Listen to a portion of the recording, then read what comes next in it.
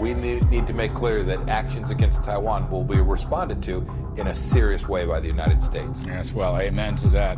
The White House this morning says they anticipated this response, but is warning China not to escalate things further. 民意不可为，玩火必自焚。 She trying to whip up a nationalist fervor. Our delegation came here to send an unequivocal message. America stands with Taiwan. Your basic average Chinese person and family are unhappy. Having a bogeyman like the United States that isn't threatening the Chinese Communist Party it isn't threatening the Chinese people in any material way. 如果美方一意孤行，中方必将采取坚决有力的措施，维护中方的主权安全利益。 Well, if that doesn't boil the blood, I don't know what does. Everyone, we got a great panel here tonight. We have Fernando from Fermube. We also have AJ from PTE and Mr. Ma Mario Cavolo is here in the guest rack. Let's roll, guys. Come on, there you go. Everybody is ready to get everything out onto this live stream tonight. I got to tell you guys, we were backstage discussing, should this just be about Nancy Pelosi? Or as other people call her, Pelosi? Or should this be geopolitics about China only? Should it be about America, Mike Pompeo, or Trump's house getting raided this morning by the FBI? I don't know. Pick something, guys. Which one do you want? We're going to go in a clockwork method here, and we're going to start with Mr. Ma from Shenyang, China. Tell us. Ladies and gentlemen. You're up. So listen, I'm very worried for the oxygen level of the people for the Taiwanese. Their oxygen is going to get cut off. According to CNN now, China now, this is the CNN headline a couple hours ago. China, it seems now we can see China now has the capability to strangle Taiwan. So China wants to strangle Taiwan. If China doesn't want to strangle Taiwan, China wants to attack Taiwan. China wants to invade Taiwan. All of these things that China wants to do to Taiwan, except, as I've been harping on for the last week in all of my media appearances, whatever they are, they don't, CNN and all the other Western propaganda, right? What is it, guys? Right? They don't want you to understand that it's peaceful between China and Taiwan, okay? And if there was any doubt about that yesterday, I got a call from one of the most, shall we say, strategically positioned women that I know here in China, about 50 years old. This woman is about as intelligent and savvy and in the know as anyone could be. And I said to her, I'm getting nervous as an American living here in China, blah, blah, blah, Taiwan, blah, blah, blah. And she interrupted me and she said, you don't need to worry about Taiwan. The situation between China and Taiwan is peaceful. It always is. And it will be. You don't even need to think about that. And of course, I said to her, what you just said just confirms what I've been saying for the last several days. China is not going to strangle Taiwan. China is not going to attack Taiwan. China is not going to invade Taiwan.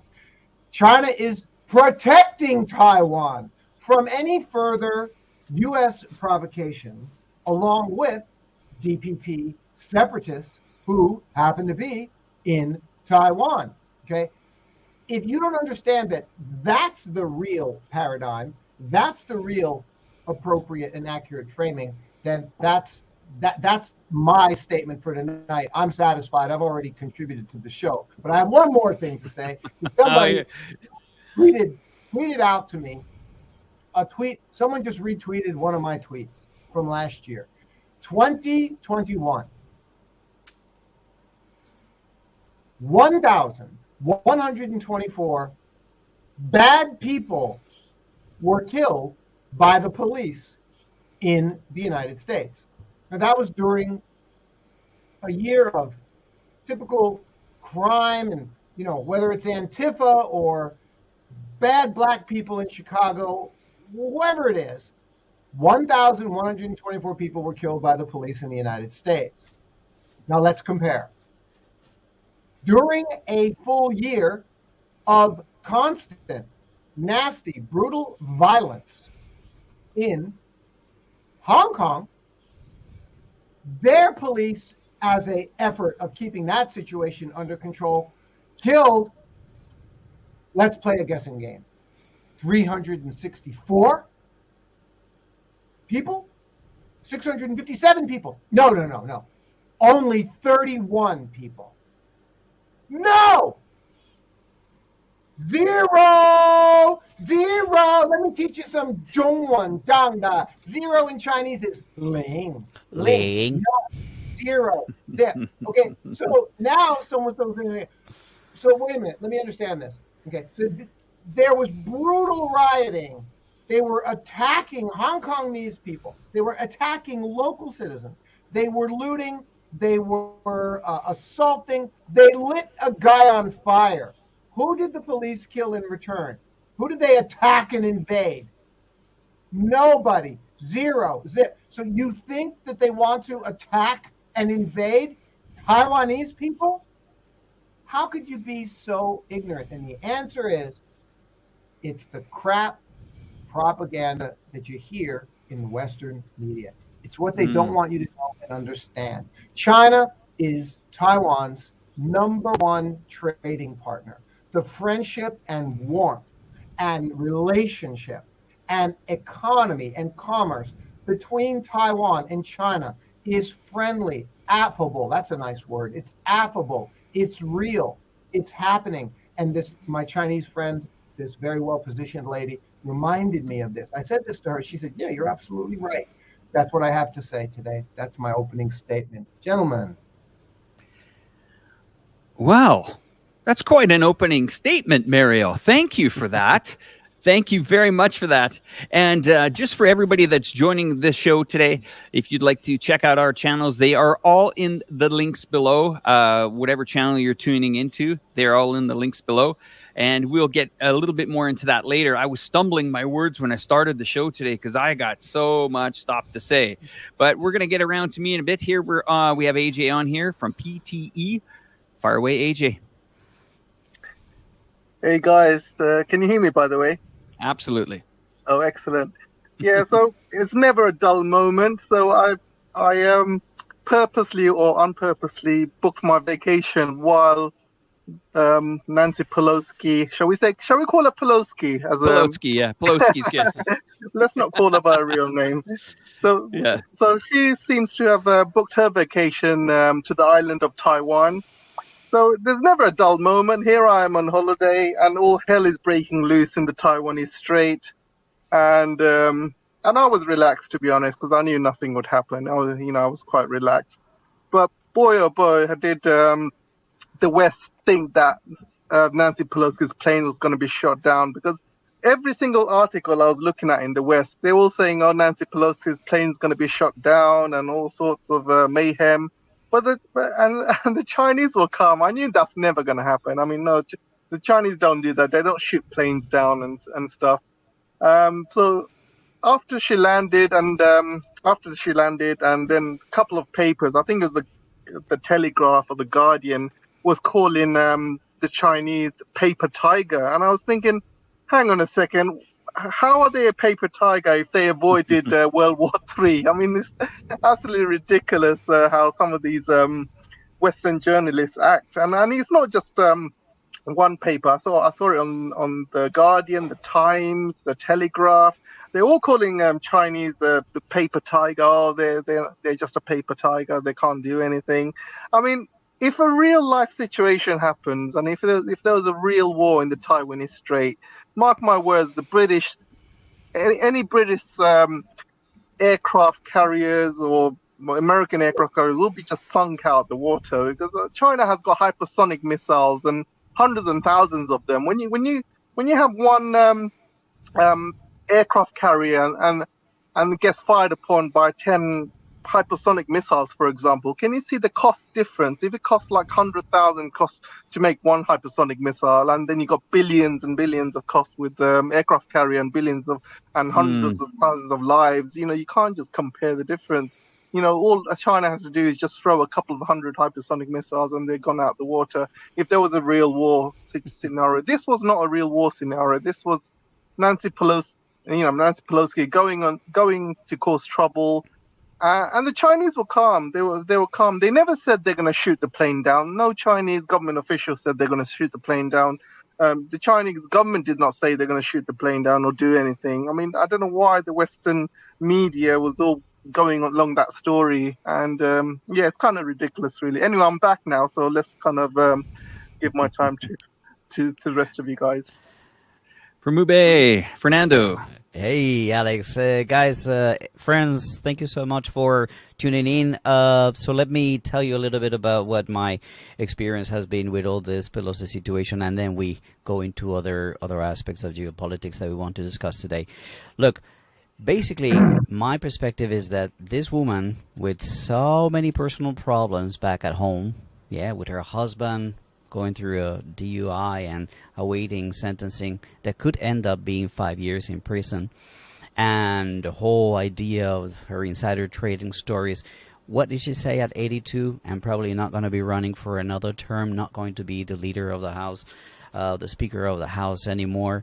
She says, oh, I'm going to go out in a blaze of glory, see if I can start some trouble. But of course, as always, the Chinese outsmarted them. My real fear was not that she was going to be shut down. I mean, that wouldn't happen. My biggest fear was these 3 air forces in the air, and what would happen with a misunderstanding. Let's say that they want to route her plane to another island, say Japan, say Philippines, and in that maneuver something gets misunderstood and then we have an incident. We have the excuse that basically America was looking for, because that's what they wanted. They wanted a Pearl Harbor, they wanted Yalun River, they wanted an excuse to go to war, justification for it. But what's really smart is that the Chinese didn't give it to her. By watching her safely land and take off, they send very important signals, friends. Number one, that peaceful reunification is a real thing.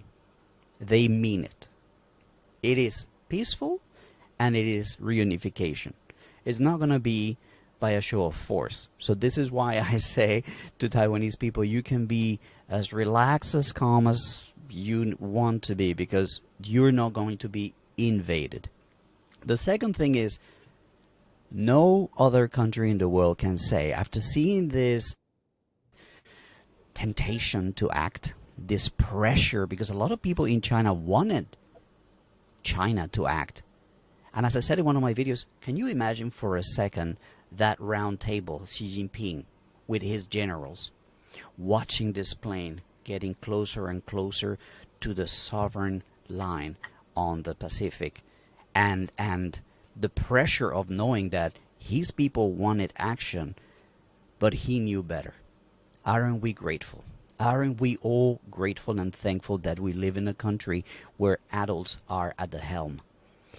So, no country, having seen this heightened stakes, this heightened situation, can call China a threat. They were tempting them, and they did not take the bait. So that's a very important thing. And the third thing that we can get out of this is that, well, that line, that median on the strait has just disappeared. If China wants to assert their territorial waters and airspace, now those are on the east side of Taiwan. Thank you very much, Nancy Pelosi is what we call her now. Yep. Yep. So those 3 consequences are important to keep in mind in terms of China's international stance. Number 1, peaceful reunification is real. Number 2, that median is gone. Now, one China is really one China, and you want to know where that red line, just bring those Navy ships here, and they'll meet at D16 or D17. And the other thing is, China is not a threat. China is doing everything within the measured reaction that you could expect from a mature and a very stable country. So that's what I wanted to say. Now, in terms of repercussions, my opening, this diplomacy and all this canceling of agreements, that there are certain, as Mario was saying in a private conversation, there are certain conversations that are done behind closed doors. These kind of agreements in which countries cooperate in different aspects. So there's military operations to protect against terrorism and things like that. There's communication between countries, criminal investigations, narcotics investigations. There's also climate change. There's all these different aspects that countries are constantly communicating with each other. And, well, Kerry has just gone out and said, like, oh, China closing the door on climate change is going to be bad for the world. Well, you fail to remember, your audience, that it was Trump who removed America from the Paris Agreement, from the Paris Accord, just a few years ago. And you also failed to remind your listeners and audience, this scary gentleman, that China is doing way more for the environment than America is on its own, by itself. So diplomatically, we are in a situation where it's difficult to see how we are going to normalize communications. What is needed here is an apology. What is needed here is some contrition. What is needed here is some accepting that they messed up. But the question is, when have you ever seen that from the United States? Never. So that's the question in the air. And that's my short introduction to today's video, guys. Thank you so much. Well, let me pick it up from there. Thank you, Fernando, for that. I'm just going to read something out to the audience and sit back, maybe grab a coffee, glass of wine, beer, wherever you are in this world. Here's a statement from the American government. In keeping with the China policy, the U.S. does not support de jure Taiwan independence. This is the State Department, the U.S. government putting this out. But it does support Taiwan's membership in appropriate international organizations such as the World Trade Organization, Asia-Pacific Economic Cooperation Forum, and the Asian Development Bank, where statehood is not a requirement for the membership. In addition, the U.S. supports appropriate opportunities for Taiwan's voice to be heard in organizations where its membership is not possible. That's one statement. I also got a question for maybe this panel. Can anyone, even in the audience today, and I'm going to think about how I'm going to pose this question to you guys. Can anyone come up with a name of a powerful enemy that needs to have 800 army bases all over the world to defeat itself? And what I mean by that is the Americans have 800 military bases all around the world here. I put a video out this weekend about China's military, and pretty much everybody, well, sorry, let me say that again. 140,000. Most people stated that China would be wiped off the face of this earth. Well, if the army is a tofu army, as you claim, then why do you need 800 military bases? And here's where it gets more interesting, okay? I don't know if this panel is aware of the Taiwan Policy Act of 2022. Did you see that? Deep down in the files? A raise of hands. Did anybody see that? Which part? Well, let me tell you about this. The Taiwan Policy Act of 2022 promotes the security of Taiwan, ensures regional stability, and deters people of the People's Republic of China's aggression against Taiwan. It also threatens severe sanctions against the PRC for hostile actions against Taiwan. Now, here's the kicker, guys. The Taiwan Policy Act 2022 creates an initiative to bolster Taiwan's defense capabilities, providing almost, get your checkbook out, $4.5 billion in security assistance over the next 5 years. And let me tell you guys what that sets up, okay?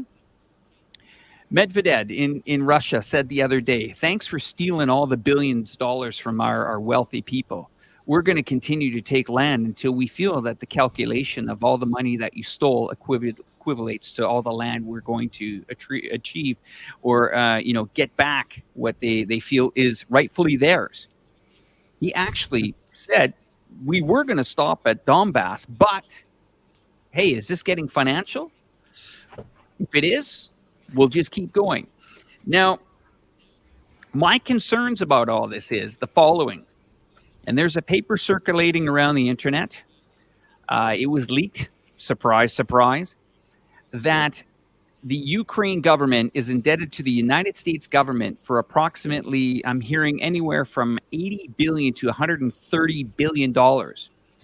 There is a 15-year payback plan. Don't know where, we haven't verified this yet, but the paper is interesting. It's a 15-year plan to pay back the United States government for it. It will allow for 11 military bases to be produced or set up in Ukraine, part Ukraine, or whatever the new Ukraine is going to be called. Poland will also share a part of that, and Romania will also share a part of that. The electrical grids, the plutonium plants, the railways, the coals, the steel-making plants will all be heavily corporated or even nationalized to pay back the debt to America over 15 years. So, support. Stand by. Well, stand by. If your country opens up its checkbook or its credit card to the United States, be prepared to have 807 military bases or 825 military bases around the world, because that's where we're going. Mario. I don't mind that there are financial considerations in the world. Do you? Seriously, let's all be honest. I don't mind that. You could say, okay, Lithuania, we'll take Lithuania as an example. And I just finished a big report on Lithuania. So I dug deep into this. So I will say I'm qualified to discuss it. Okay. I just finished a long research report, hours. So what's going on with Lithuania? Nothing actually that weird. Okay. They had a quite low amount of trade with China. They had an opportunity to have much more trade with Taiwan, and the U.S. had come along and supported that and guaranteed that and said to Lithuania, yeah, we'll back you on this. So for Lithuania, in terms of the economic financial picture, there was a lot of very serious considerations. You're running a country. You're responsible for all your people. Lithuania is a peaceful country. Lithuania wasn't attacking China. Lithuania wasn't talking bad shit about China. Nothing. They just said, we're going to open up our relationship with Taiwan. I mean, $10 billion worth $1 billion is a serious consideration. I'm running the country. I got that's a very serious thing. So, okay. And then Lithuania, as we all know, went toward Taiwan. And of course, they have U.S. backing on that. That's cool. I mean, I could say, all right, that you're not like a monster for doing that. Which leads me to my favorite word in Chinese, which is guofengla, right? That's not over the line. You could say it pissed off the Chinese for a good reason. You could say it broke a little bit of protocol there, but it was for financial, economic reasons. And, we made our choice here. Okay. Not a huge disaster, but that's a completely different thing than the second in line statesman going on a military plane to Taiwan, and while on the soil of Taiwan, directly speaking in a way that directly breaks 5 decades of known protocol that the entire world agrees on, as even a rock band guy knows. He said, since 1948, all the world agrees that Taiwan is part of China. Nobody disagrees on this. One or two countries. And this woman, second in line in the United States, a critical U.S.-China relationship is the most critical relationship in the world. So what the hell is she doing while on Taiwanese soil doing her opening remarks, referring to Taiwan as a country, breaking the protocol? Now that's serious. That's direct. And so this is the difference between the two kind of things. I can accept the idea there's financial, economic considerations, not the crap that Crazy Nancy pulled. You know, Mario, interesting point. We're going to move forward to Fernando to respond to that. Yeah, no, there was a comment from Huang Tua, and he was talking about, okay, Nancy Pelosi was in Taipei trying to accelerate and to speed up the process of independence of Taiwan. Here's why this will never happen. The Constitution of Taiwan stipulates that the Republic of China is not only the island of Taiwan, it's Taiwan and all of mainland, plus parts of Russia and parts of Mongolia. So it's not just the island. So if they're going to go for independence, they would have to resign all that land because they don't control it in any way, shape, or form. Now, the Constitution itself does not allow for that, to resign to all that land, sorry. So that's the first thing that I wanted to do. It is impossible for her to call a referendum and call for independence. On that same thought, you've got to remember that the vast majority of Taiwanese people don't want to change the status quo. What does that mean? It means that the separatists are actually a minority. So what you're saying is that minority is going to impose the will on the majority? How democratic does that sound to anybody here? That's a very important thing.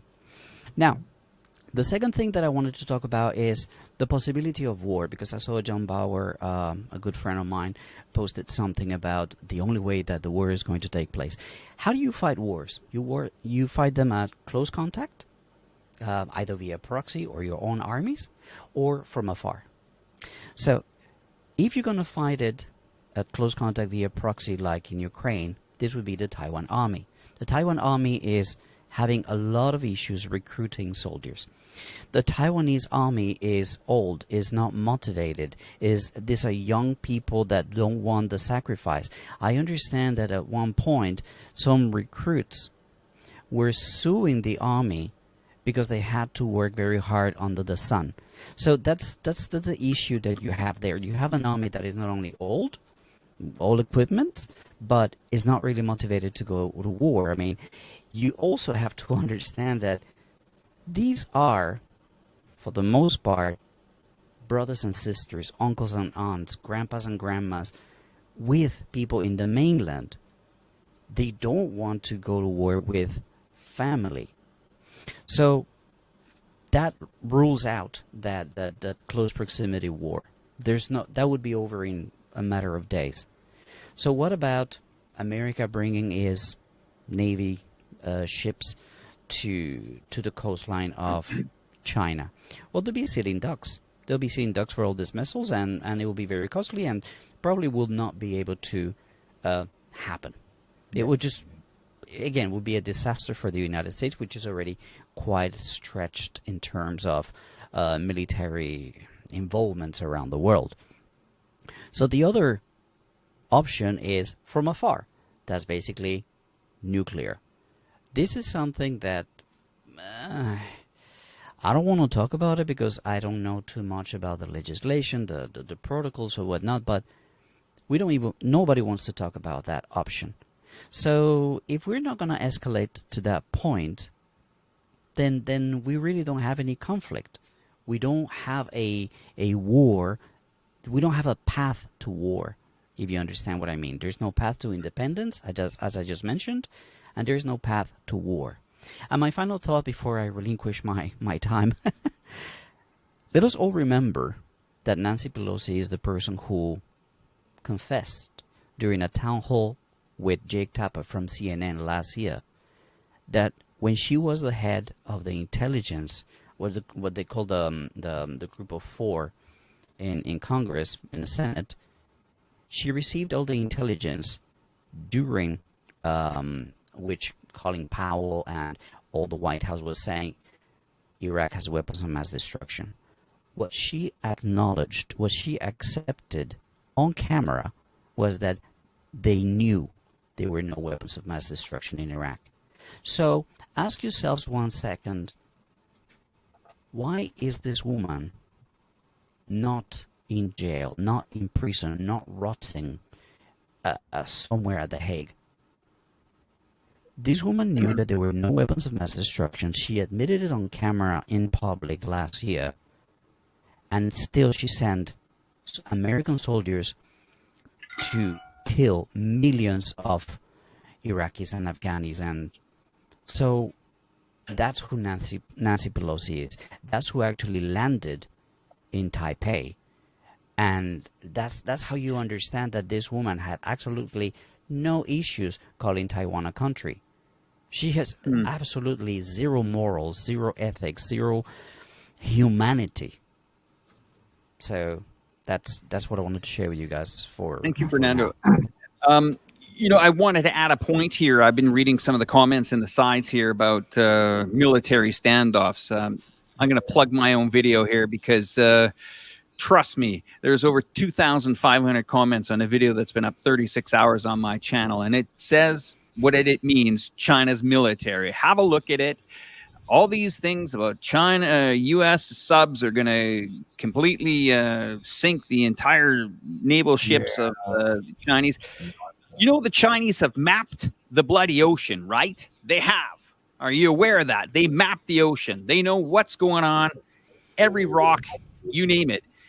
And we are to believe that an entire fleet is going to come all the way across the world, full tank, maybe half a tank by the time it gets over here, and you're going to come miles within the mainland and let it rip? Nice try. We saw that with COVID, guys. How's that working out?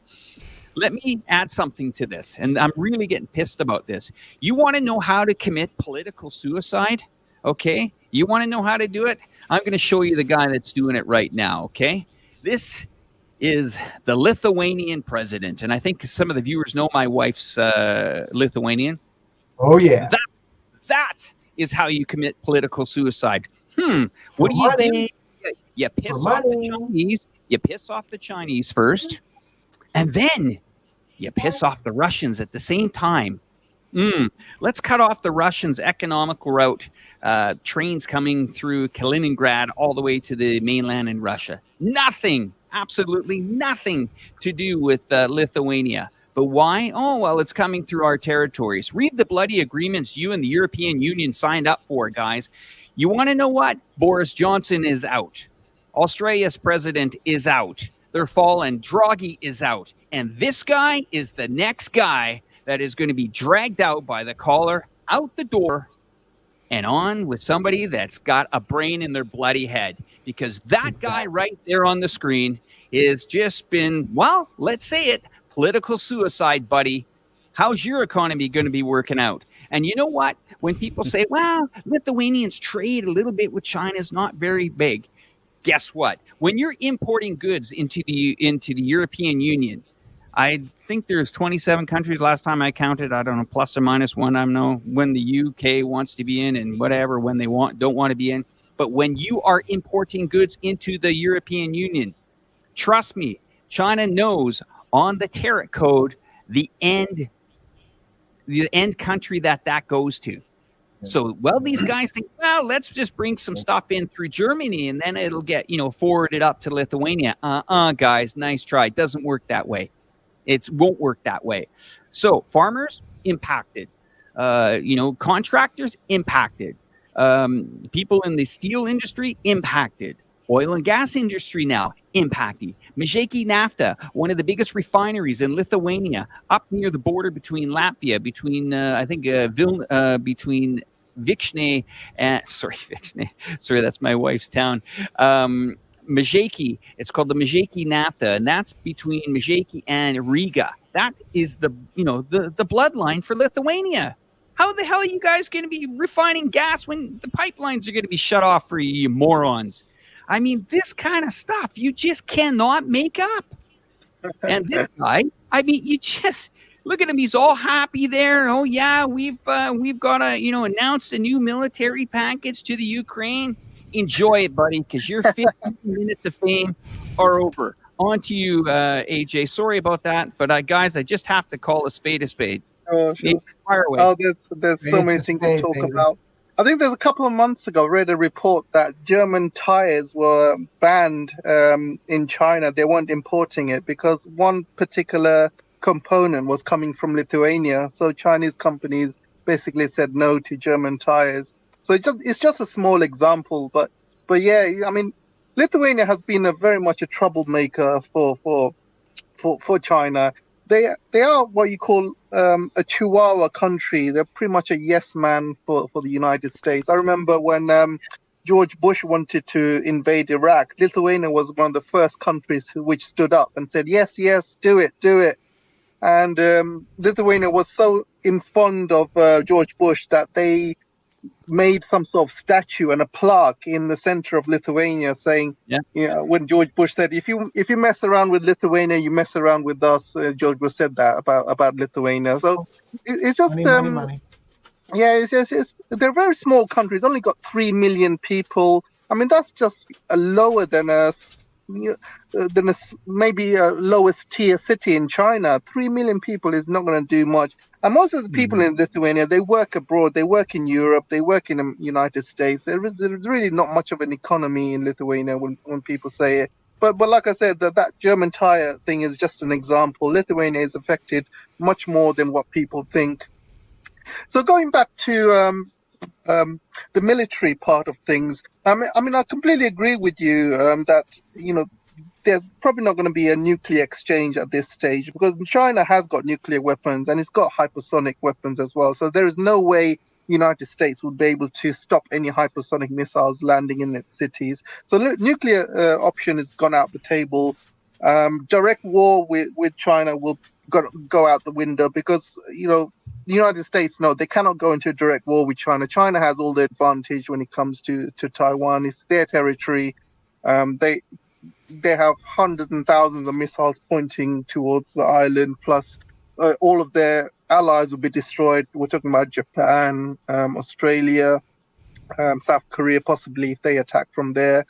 So the only other option that United States has, and I was talking to a military expert about this, and the only option the United States has is United States still has an advantage over China in terms of having a blue water navy. And what blue water navy is, it can project its power far away from its borders. At the moment, China is not that level because they still need a lot of work to do.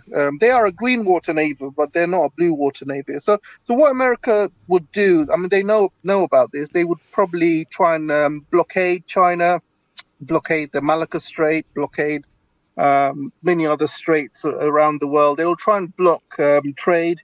They'll try and suffocate China in that way. They did that against Japan, and this is why Japan attacked Pearl Harbor. So that's what America would do. They will try and blockade China, but that's going to fail. I mean, China is an up-and-coming blue water navy. They once they have the new aircraft carrier ready, they will start projecting further outwards. Any blockades will be easily destroyed by Chinese submarines, and also once the H-20 missile bomber comes out as well, that will be a huge advantage for China. And I think China is probably another couple of years away from being a blue water navy, so they're not that far. And America knows this. They know that they have a very small window when it comes to China. China right now, is very powerful. But every year goes past, China is becoming more and more powerful. And by 2030, they would be at a point when America would have a lot more casualties than China would. I mean, right now, things are a bit, you just don't know. It could go either way. There could be a lot of casualties on both sides. By 2030, China's military will be very, very powerful, probably on par or better than American military in many ways. But by 2045, 2050, they would probably be surpassing the United States. They will be surpassing it because you have to see China's manufacturing and how many ships they're releasing every year and how many planes they're releasing every year, how many missiles they're creating. And because China is a huge manufacturing power, they will churn these out very cheap compared to what America would. So by 2045, they will definitely surpass America. So they have a very small window between maybe 1 or 2 years. And this is why they're poking the dragon right now, because they know that, if China makes a mistake, like if they shot down Pelosi's plane, it would have given the Americans an excuse to start World War III. But like Fermube said, China is the adult in the room. They didn't do anything like that, so it's good. They avoided World War III, and they could have shot the plane down if they wanted, but it's not how Chinese work. And they are the adult in the room. But like I said, the military, this Chinese military still has a long way to go before it becomes a blue water military. And this is why America has 800 bases around the world, because, it needs these 800 bases to become a blue water navy. It needs to be able to it needs to send its ships to a port and refuel and move around the world. And this is why they have 800 bases around the world. And China's only got 1, maybe 2, possibly, maybe 3 coming up. So going back to Pelosi, I mean, this fashionable granny. I mean, you can see her, she's obviously trying to be fashionable. Her face mask matches her top, and she must have been really scared on that flight going into Taiwan. I mean, first of all, she's a liar, because in her itinerary, she didn't even mention she was going to Taiwan. She said in her itinerary she's going to go to Seoul and Japan. So first of all, she's a liar. Second of all, people say that she went out of her own accord, but she was escorted by aircraft carriers and military planes, and you cannot go by your own accord without having that kind of backup when you go to Taiwan. So obviously she had a lot of backup from the Biden administration, from the neocons, because you can imagine how much money they spent on her trip. Not only did she go by herself, the security, they had basically 1 aircraft carrier plus 2 on standby escorting her. They had all of these military escorts and planes. And you can imagine how much money they spent just sending her to Taiwan. And it just shows that it's not her own doing. I mean, this is a decision that was taken far above her pay grade, and they probably used her as a pawn. They probably used her as some sort of martyr. They looked at the administration. They thought, I tell you what, I think Nancy Pelosi is quite expendable. So let's send her to Taiwan. Let's not send anyone like Blinken or Biden. Let's send Nancy Pelosi. If her planes get shot down, we'll use her as a martyr, and we'll start World War III with China. So she must have been really, really scared on her flight to Taiwan. I can imagine she must have at least changed her, underwear or pants a few times during that flight. I mean, the whole world thought the Chinese were going to shoot that plane down, but she's basically a pawn. I can see, she was definitely pushed to the strip. It wasn't just out of her own accord. And I remember there was a phone call between Biden and President Xi, and President Xi had said to Biden's face, "You must be a real useless president if you cannot control your staff." Because Biden was saying, "Oh, she's going out of her own accord. I can't control her. Well, this is democracy."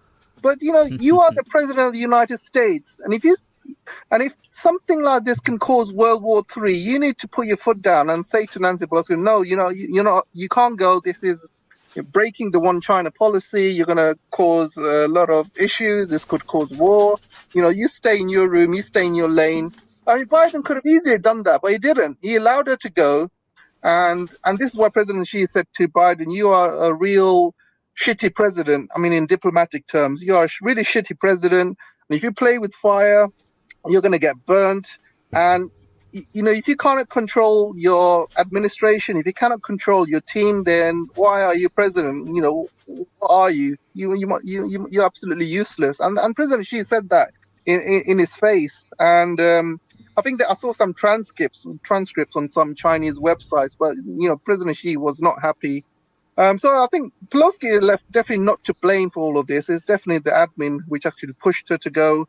They did it for a reason. They wanted to cause trouble, and they wanted to cause trouble because they need an enemy in Asia, and they need an enemy. They want to expand NATO, and if they make China the enemy, other countries will sign up to the Asian NATO, and they'll be able to make more money within military industrial complex. They'll be able to sell more weapons, and it's all part of the big picture, guys. It's not just Pelosi. It's all part of one major picture, and the major picture is make Russia an enemy, push NATO towards Russian borders, and make China an enemy, and have a brand new NATO, Asian NATO, and have Japan, South Korea, and other countries join it, and Australia as well. And so, yeah, that's my say. Over to you guys. Mario. Yes, very great stuff from everyone. And I want to jump on a couple of things here. Really good questions or comments in the comment section. John Champion, good evening. He asks a great question, which now I'm trying to find it again. China, his question was something along the lines of, so if China is building up its military, here we go, how can China continue to say peaceful rise if they keep growing and I'll add the words, and expanding their military? John, thank you for such a great question. And I'm going to give you the answer. The answer, I will even, please go to my newsletter. Go to my Mr. Ma's Counterpoint China and subscribe. It's free right now. It's my newsletter at Substack. Please go and read the latest piece, because this is where you get a more thorough explanation, but let me give it to you right now. Who is China attacking with its expanding military? Who has China attacked with its military, which has continuously expanded over the last 4 decades, especially the last decade? But who have they attacked with that military? Anyone? No. So, John, the answer to you is very clear. Yes, China is expanding its military. China's military expansion is a defensive response to defend and protect its own sovereignty from any incursions by other malign parties who attack them. China is not building up its military to attack anyone, and the proof is in the fact that for almost a half a century, they haven't attacked anyone. The only example that you can come up with where China got involved in a war was when they did get involved in the Vietnam War. This was mid-70s. So this puts us at like 46, 47 years, like I said, almost a half century. So John, there's your answer. Okay, it's a defensive military. And as such, I want to further point out that, and I'm going to go back and relate to all the comments about that AJ just shared regarding potential things that were happening or could happen militarily. My mind doesn't work that way. The way my mind works is, and please check back with our next podcast in about 6 months to see whether I'm right or wrong, because I'm telling you right now what's going on is there will not be any war because the war is already over. And I've said this very, very clearly. Nothing more is going to happen unless the United States are lunatics who will, like, once again, drop nuclear bombs on Hiroshima or Nagasaki or attack Vietnam like they've done. And they might, but that would be on the United States. What I want to be very clear about, and Fernando alluded to it as well, there's no path to independence. There's no path to war. Someone tell me why. What I'm saying to you is, thank you, Nancy Pelosi. This woman, Donald Trump even figured it out. This woman handed China the excuse to take control of the Taiwan situation. Notice the words I used. This is very important. I did not say that China is using its beefed up military for the last 6-7 days since the Nancy thing, okay, to control Taiwan. I didn't say that. Okay. China is acting in a way the underlying value and purpose of what China is doing, protect Taiwan and China's sovereignty, which is Taiwan is part of China's sovereignty. They are compatriots. They are comrades. They are Taiwanese. If you think China's going to attack them, you really just are. You've missed what is it? You've lost the plot. That's the phrase. You've lost the plot. Okay, so this is strictly to protect Taiwan and to protect China's sovereignty, which includes Taiwan. And you got to understand something happened at this point. The United States, we have hit the last nail in the coffin. We hit the straw that broke the camel's back. Who and whatever behind the scenes, that might have been, some people are saying to me that might have even been intentional, that they planned, Nancy Pelosi, they did this on purpose. I don't know. I don't care. It doesn't matter. What I'm telling you is point blank. China has now taken control. They're like, we're Guafunla here. This woman's gone over the line. Last nail in the coffin. Straw in the camel's back. It's broken. Party's over. The one-child China policy is no more. Fernando, I got it. The one-child policy is no more. I'm serious, folks. China has taken full control of the Taiwan situation. Now, I am telling you, again, 30 days later, 6 months later, folks, please check back with Mr. Ma on this podcast or anything else that I say, and let's see whether I'm right or not.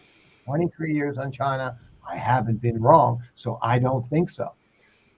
The level of military control and the level of control that China now has, they will never reduce it. Do you understand me? We have a new ball game, the new Taiwan paradigm. That's the title of my article, my last article on Substack. Read it.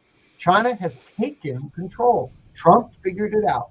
Okay, I think I'm going to stop right there. You get my point?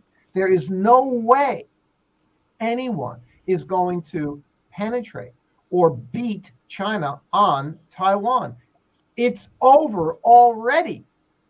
And trust me, in Washington, in the corridors and private rooms of Washington, D.C., they're sitting there right now going, oops. There's no way for them to do anything now. They can't do anything now other than off the cliff, right? They can't little move here and there. The only thing they can do is off the cliff. Send us into World War III. Lunacy, like Vietnam again. Okay? They might. I don't know. But that's the only move they can make. And if they do, they'll be roundly condemned, as they should be, by the entire international community. China's in control of Taiwan. It's to protect Taiwan. End of discussion. It's done. We are in a new paradigm.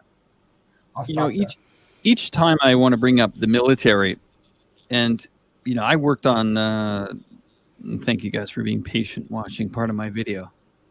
I'm proud of it, though. But I took a couple months in researching for that video.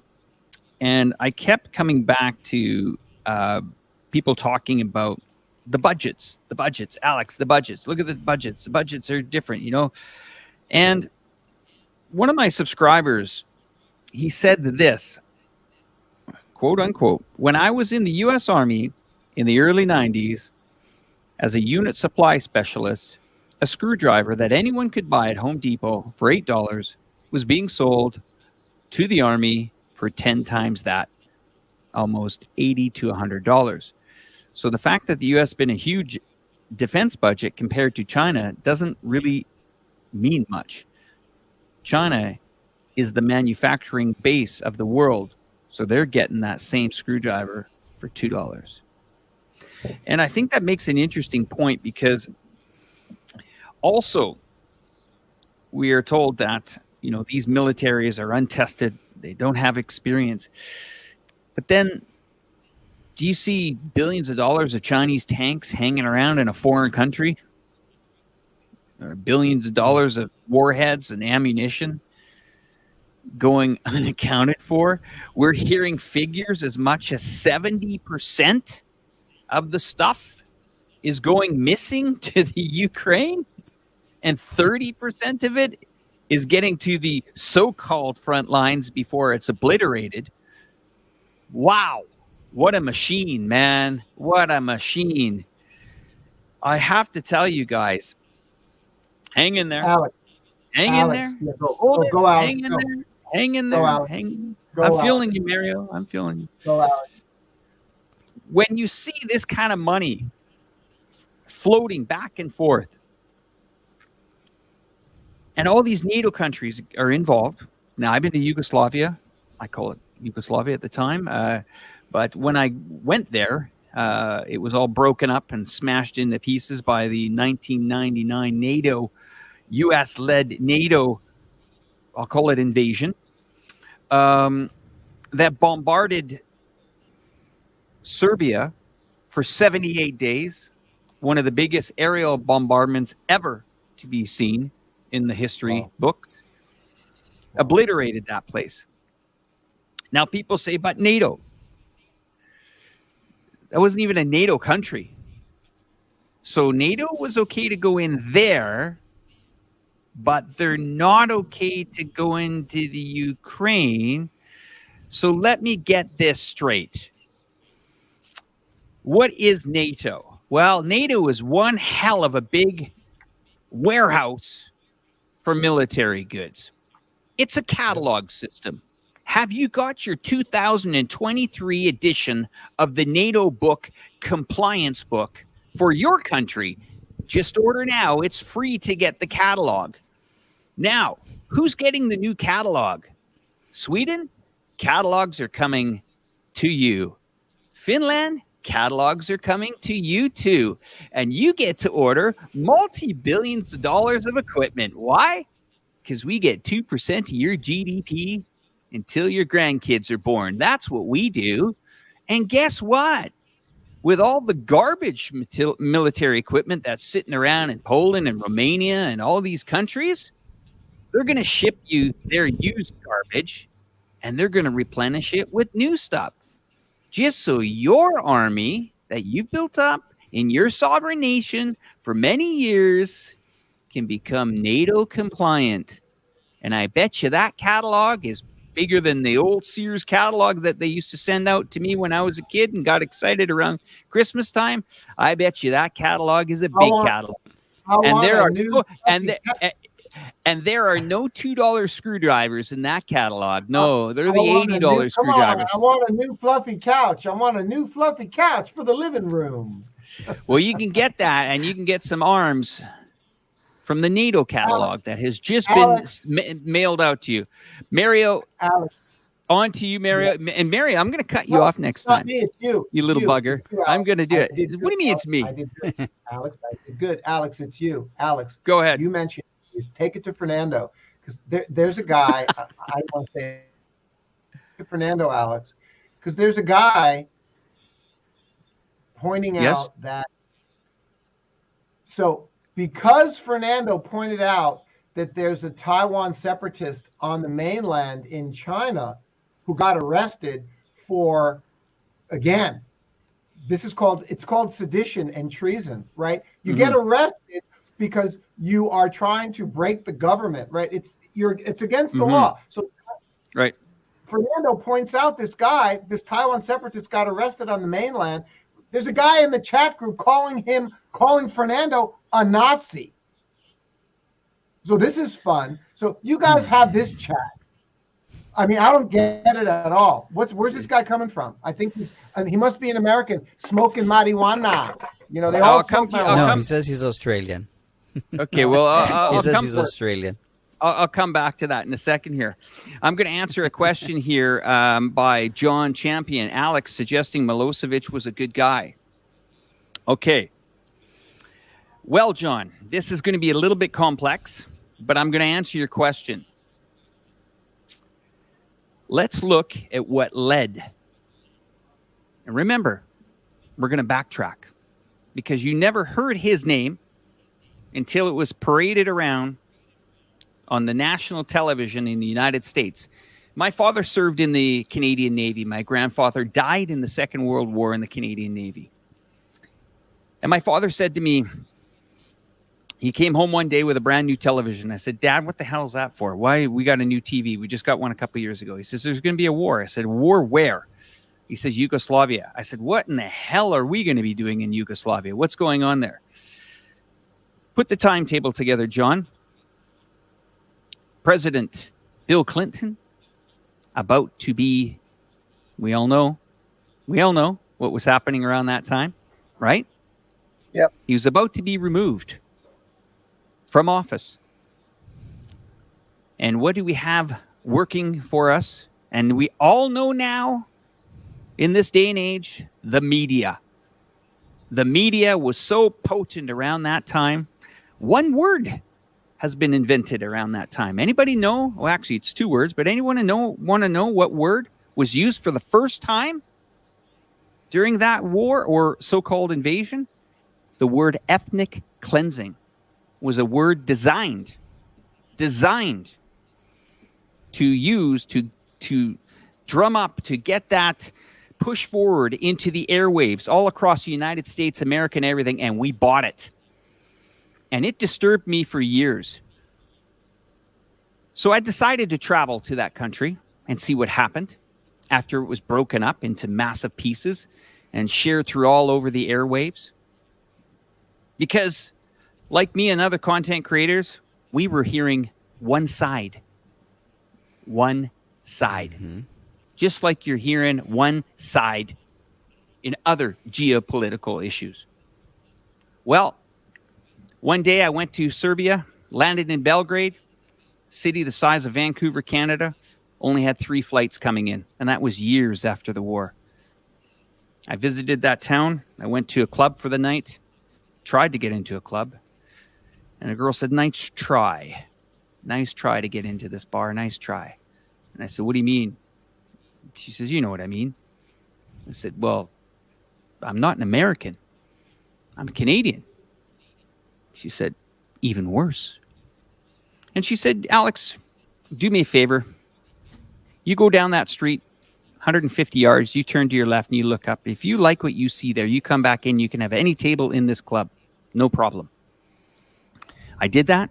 I walked down 150 meters and I saw the biggest Canadian flag hanging from a bombed building. I was disturbed. I went back to my hotel. I sat at the bar. Big Serbian bartenders. He says, you look like you've seen a ghost there, young man.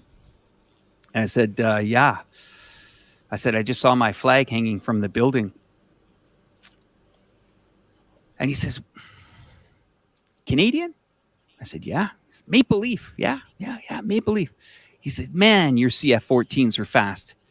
He says, I was on top of the buildings here using our anti-aircraft machinery.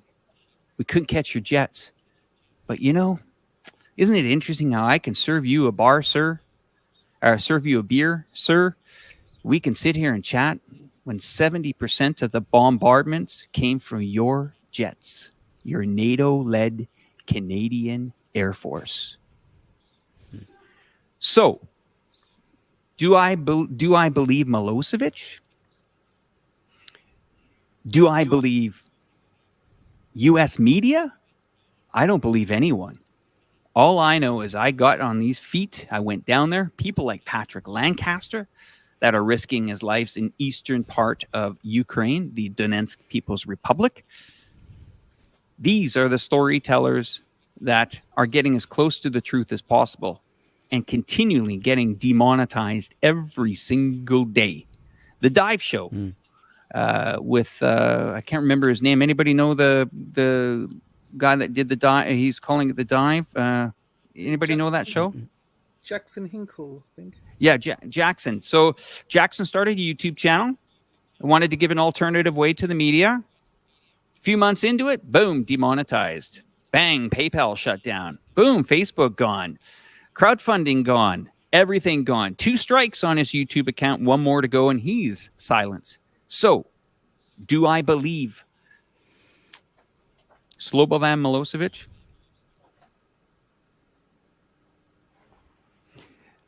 I don't know what to believe anymore. I really don't know. Anyway. I think that when you talk about getting on your feet and go to see by yourself. It is of the utmost importance to do so. I understand that due to COVID, traveling is so difficult, but when all you hear about China is, they are oppressed, they just Smirconish, when he was interviewing Rogers, it was like, they're killing their own. Where? Where the F are they killing their own? Millions of people walk the streets of China with their phones, making Douyin videos, which is the TikTok here in China, and posted them. Where do you see the millions of people being oppressed, not being free, not getting killed? Oh, it's taking place in Xinjiang. I'm like, wait. What took place in Xinjiang was a situation of terrorism, a situation of extremism that became terrorism, and that China decided to tackle in a different way from the one that America would have. No drones, no bombing, no blowing people to smithereens. No, we're going to go in there and we're going to bring safety back. How do we do that? Well, we need to check everyone's affiliation. Are you a terrorist sympathizer? Are you a terrorist aider or abettor? Are you a terrorist yourself? Are you a regular human being trying to live his life, her life peacefully and pursuing happiness? How do they do that? Was that intrusive? You bet it was freaking intrusive.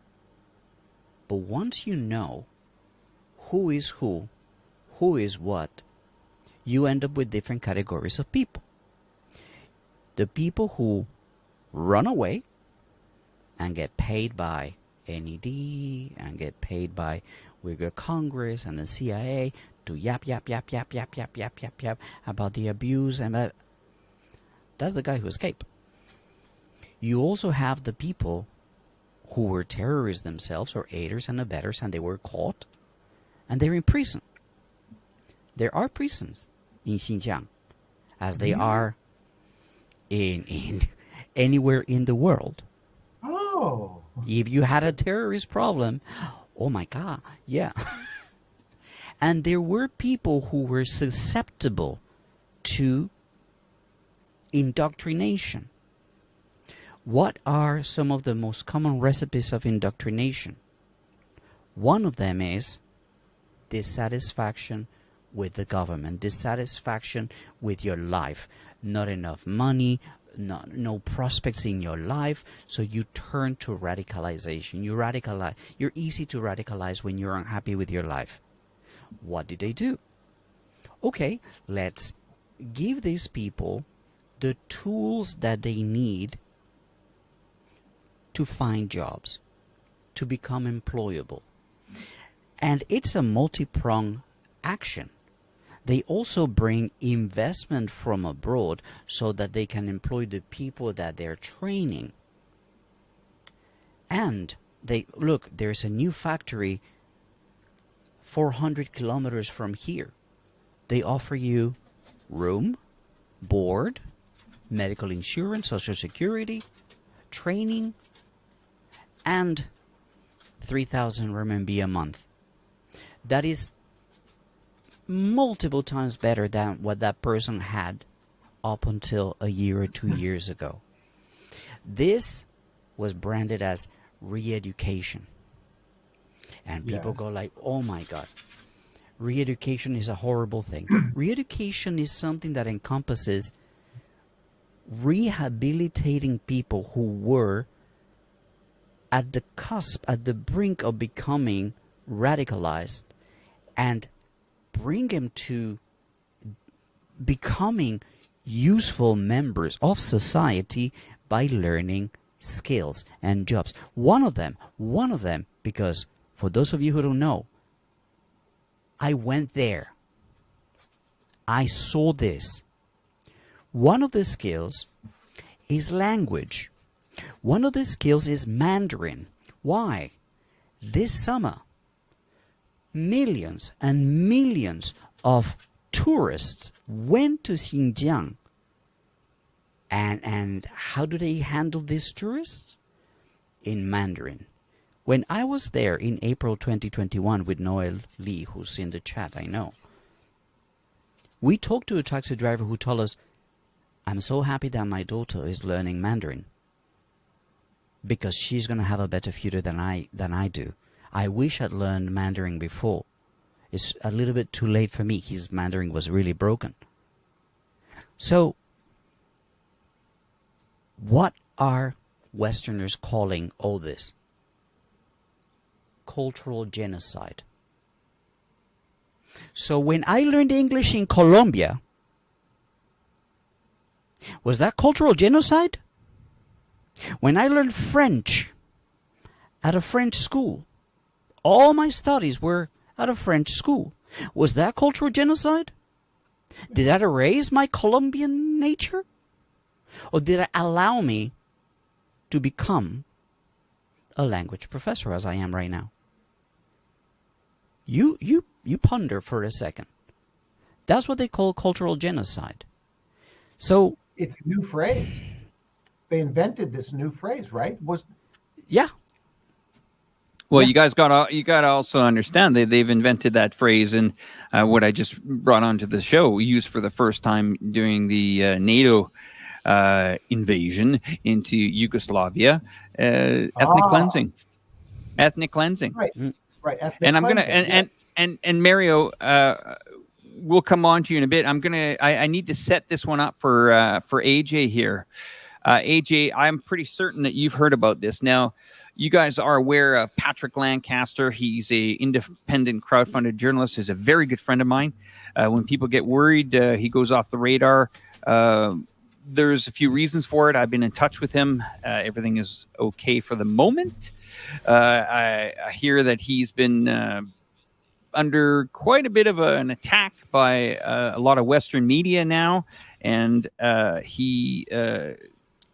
well, I'm not going to get too much into that, okay? Because it's pretty heavy for one guy with a wonderful wife and 2 kids to deal with, and reporting from a bloody war zone. He's under a tremendous amount of pressure. Now, I think for the viewers, just so you guys, I'm not sure if everybody knows, but Graham Phillips and Patrick Lancaster know each other. They know each other very well. And there's a little bit of a rivalry between them both. But that's not where I'm going with this story. I'm going with this story for AJ. AJ, how is it possible that a crowdfunded independent journalist, not on the payroll of anyone but himself, how the F is it possible that he's been sanctioned by his own government, his bank accounts have been blocked, all of his assets blocked, but that ain't the gist of it. That some idiot in the member of parliament said that maybe he should be brought up on war crime charges for reporting on the area. Where are we going with this, AJ? Yeah, well, when I was growing up and it was painted, China and Russia, communist countries, it was painted that they had no freedom, the citizens had no freedom, it's a totalitarian state. And now it looks like the West is becoming totalitarian, sorry, I can't say the word, but the West is becoming exactly how they painted communists to be. And China is not even a communist country, and nor is Russia. And the West is now turning to having these kind of communist rules where they have total control over its citizens. There's not really any rights to freedom. And things have got worse. Things are getting much, much worse. I think I saw glimpses of it after the Iraq war. And since then, they have been really cracking down. And then you got Julian Assange. And yeah, it's just got really, really worse. And and right now I'm working in a government job. I'm a civil servant, and I'm really, really scared to kind of say the truth because of the consequences, what could happen to me. Because you see people around me being demonetized or being sanctioned, and these are their own citizens. And the other day I was walking down, I don't know if you know that there's a place in England called Speaker's Corner. And Speaker's Corner is one area where you can say what you want and you have total freedom to say whatever you like, and nobody will kind of arrest you or do anything to you. I had one guy there being pro-Russian, and guess what? He got arrested. He got arrested, got taken away by the police, and I'm thinking, Speaker's Corner was supposed to be an area where you have total freedom to say whatever you want, and you have people now getting arrested there, and it's becoming a farce. And England, Britain, and the rest of the West is becoming a really bad place to live in. There really isn't much freedom here. Not what they say. You really can't walk out the street and say you support Putin in his actions. You'd rather get beaten up or you get put in prison. And living in the West is not what it's cracked up to be, with the high inflation rates anyway, high cost of living. What is the point? What is the point in living in the West anymore? We're living in UK. The government's a total shambolic. You have Liz Truss, who doesn't know what the hell is going on. She could be the next prime minister. And it's an absolute shambles, Alex. And this is one of the reasons I had to open my own YouTube channels and just talk freely, because I'm just sick of it, really. I'm just sick of everything that's happening around me and everything that's happening to people who actually speak the truth. And it's just not right. And people are being brainwashed to a big extent as well. I made a video about this. We have access to the internet. We have access to so much knowledge around the world. We should be the most cleverest people. This generation should be the most cleverest generation in the world. But people are getting dumber. I walk down the streets, people are talking about Love Island, people are talking about Kim Kardashian, people are talking about reality shows, people are talking about social media.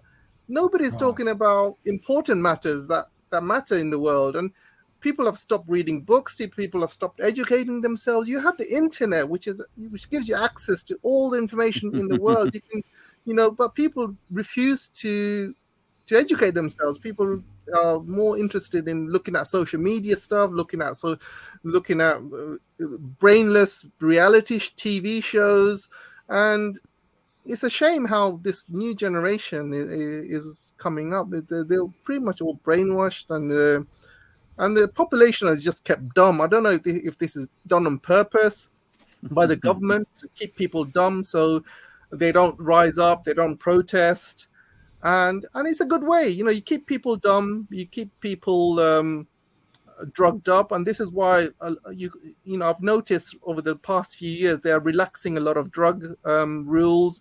It's much more easier to get drugs in the streets now than it was like 20, 30 years ago.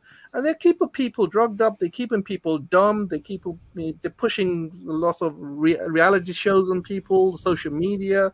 And, if you go to mainstream British papers, for example, the front page news is something about completely something that is not even related to anything geopolitics or interesting. It's about maybe a reality TV star, Love Island. Oh, this is the winner for the Love Island. Oh, congratulations. And then the second page or third page, nothing. And the fourth page, oh, by the way, Russia this. And the fifth page, only a small little piece of paper talking about China. And that's it, really. I'm just really scared of the new generation that's coming up. People are being kept dumb by the government, and people are easily brainwashed out there. I really fear for the future generation, to be honest, Alex. Well, thank you for that, AJ. And I have to say to the panel here, these other two gentlemen on the panel have lived in China for a long time. I came to China because I wanted to make a difference. I didn't come here for vacation. I came here because I was tired of reading information, so-called truthful information, by many media outlets. And there are people in the comments here that are saying, well, saying one is bad doesn't make the other good. I agree with that. But here's how my life changed living in China. compared to a lot of other different places I used to live in. For example, my wife can finally wear her wonderful wedding ring and not worry about getting robbed. Wow. I purchased it for her many years ago, and she brought it to China with her. And I said, wow, you wear your ring all the time. She says, yeah, because we're in the safe place, right? Wow. Okay. She ventures into this city of 32 million people using public transit. No problem. Wants to go in for a day of shopping? No problem. Things do happen here from time to time. Rarely. But I'm not running home, turning on the television to see if my child's school has been shot up, or if my local neighbor has had an overdose, or if my friends' kids are on massive prescription drugs like 1/3 of university students are in the United States of America. No. I'm having a good time in my life right now because I'm exactly where I want to be. And why am I here? Because I travel to over 107 countries in this world.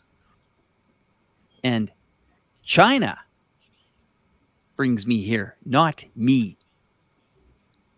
It's the quality of life, whether you like to admit it or not.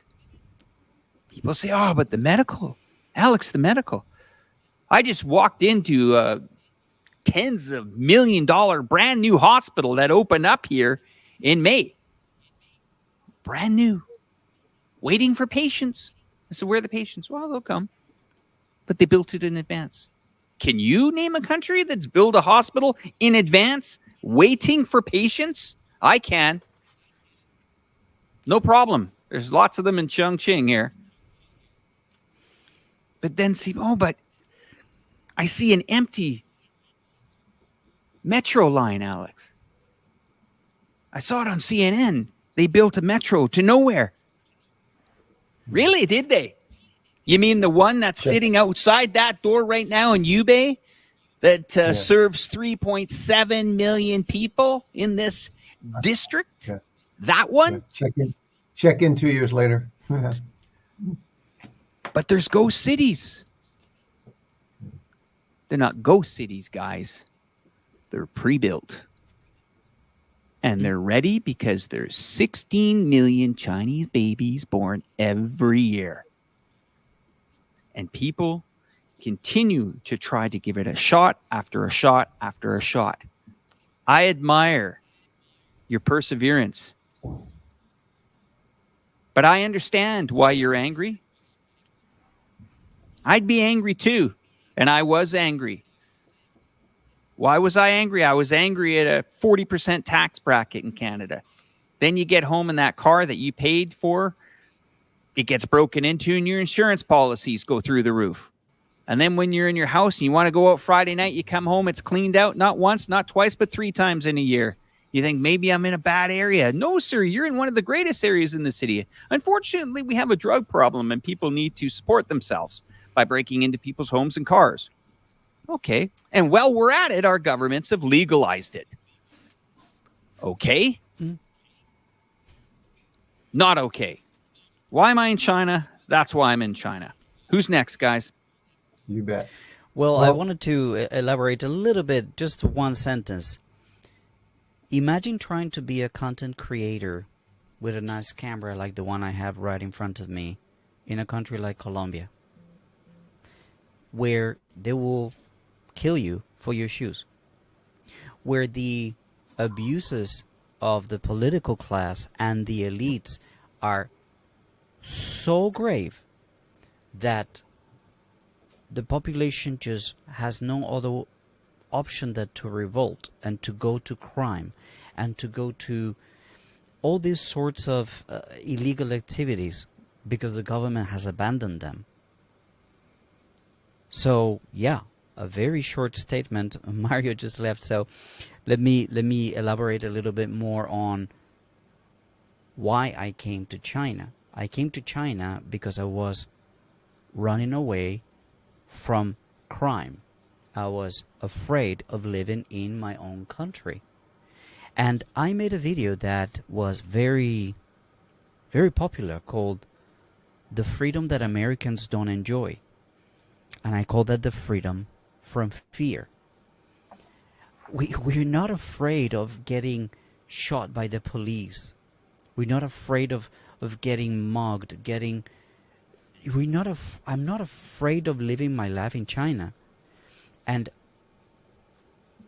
unless you have lived that life of fear, you do not really understand how it feels to live in a place where you don't need to worry, when you can actually feel free from fear, where oh, I forgot to lock my car. It's happened to me all the time. Oh, I forgot my phone in the restaurant. Oh, that freedom from fear is one of the most important aspects of me having decided long ago that China was going to be my home. I'm 22 years in the country. But there's something shifting to something else. Talking about geopolitics and the American political world. We just heard that Trump's house in Mar-a-Lago had been is being investigated, and then the FBI went in and opened the safe and looked at what was in there. The division in America. Wow. Mm-hmm. It's at levels that you cannot comprehend. That's right. Because That's right. The Republicans are saying you cannot do that to an ex-president. But look, in February they found 15 boxes that he took out from the White House. That is a crime. But you are just the deep state, and is this Biden, and then the infighting, Roe versus Wade, yes or no, the amount of aspects that divide the fabric of America just keeps growing and growing and growing. Some people would say, is that a distraction? Is that something to keep people busy and to channel their energy towards something, and they don't realize what we're doing behind closed doors? That's a possibility. But what I'm telling you is they're destroying faith in government. What they're doing is they're mixing a bowl with all the ingredients for anarchy. That's what they. What else can you call a country, well, California, where you can walk in, grab some products, put them in your bag, and walk out? And if it's under $1,000, the police are not going to chase you. Somebody please explain to me what rotten society is that? And that's what's happening in California and in many places around the country. How can you run a business calculating, how much am I going to lose due to getting robbed every month? Can I continue to operate under this? And how do these freaking rules pass? How do they have these discussions in governments? Are like, okay, yeah, it's a rule. How does that come to be? I don't understand. The decay. When I talk in my videos about the decay of American society, it gives me absolutely no pleasure. It gives me absolutely no satisfaction. It gives me, when the future for so many young ladies is to go on OnlyFans, is to go on TikTok and to make it's all about making money. When the values of family, of society have disappeared, replaced by this uncontrolled capitalism. what else have you got? Nothing. So I'm just counting the days until America hits rock bottom. Not because I want to, but because it will be the beginning of a new America. An America that I used to love when I was a kid. I was infatuated with America. And I hear you. It hurts me to see going through what it is going through. So we've started talking about politics in America, so I'll hand it back to you guys. Well, I got to add a little bit to that. And I understand what you're saying about America. I mean, man, oh man, as a Canadian, that was my dream, I tell you. I even went down to the United States when I was 7 years old, and I was the proudest guy when I came back to Canada in school. I said, I've been to America. I've been there. It's the greatest country on earth. Yep. This is frustrating because this is not just America. And, I'm going to answer John's question here. Why is it always China versus USA? Well, it sells papers. Media likes it, even if it's true or not. I mean, yeah. Seems still a lot of Chinese people move to the U.S. and U.S. to China. Yeah, they do. People move all around the world. Yeah. But yes, there are other issues going on in this world. And that's why you're seeing governments being replaced every month. Yep. Colombia just replaced theirs. Yes, August 7th, they swore in the first leftist or left-leaning president, and I'm preparing a very interesting video with very interesting people to talk about what that means for Colombia, what that means for Latin America, and for the United States, because they're losing their grip in their backyard. The UK replacing their prime minister, Mario Draghi, out the door. Australia is done, dusted. Bulgaria is gone. Lithuania is going to be on that list as well. So, yeah. And, somebody made a good point when we were talking here today about, the internet. This has been going on. This censorship has been going on for a long time. Now, I remember reading this book. I don't know if anybody ever remembers reading this book called by Ray Bradbury, Fahrenheit 451. Okay. Yep. It was a very intriguing book that I read when I was a child. And I was wondering, what are they talking about? Burning books and stuff like that. And, space and all this kind of stuff that was going on. And it soon realized when I got the internet. Now, I don't know how old our viewers are. Maybe you guys, if you're behind the keyboard there, maybe we could take a quick little survey here. You don't have to put your exact age. You can put, are you between 30 and 40, 40 and 50, 50 and 60, or let's just say 50 and above, okay? So I'm just going to give that a couple of seconds, and if you guys can just okay, so 53 we got in. Yeah, just put your age up there, guys. It doesn't have to be exact, and don't worry, you guys are behind the keyboards. Okay, 45. Okay, good. We're getting some. Okay, so a couple more would be great. Okay, good. So we got some 8. Now, I was sitting beside someone at work here the other day, and I said, Can you imagine coming home at the age of 26, like I was, or we got somebody 57, 40, 73 here. 73, Tinatong. Can you imagine this? Coming home at the age of 26 and plugging in a computer with the old Windsock dial-up modem plugged into the wall, and your mom calling you later saying, why was the phone line busy? Because you only had one phone line to plug in the internet. And the first time you opened that internet and you were 26 years old, that's how old I was. So just think about how old you guys. Now we'll go to how old were you when you logged into the internet for the first time? For me, it was 26. 1996. And I opened up the internet and I thought, what is this? And I phoned the internet guy, the guy that gave you the time. I said, I just need another hour, man. And then I'm going to be done on the internet. Another hour goes by and I phone back and I said, oh, okay, I'll I'll take the 7-day package. But after that, I'm definitely not going to be on. This is a fad. I'm not going to be on the internet anymore. I just need 7 days. And as I'm sitting on the internet there, I'm starting to realize things are not like I was taught in school. The gig is up. The cat is out of the bag. All hell is going to break loose because now communication is around the world. Now, how did that change my vision of the world? Well, I went to Eastern Europe, which I wanted to go to, and I married an Eastern European girl. I wound up in China.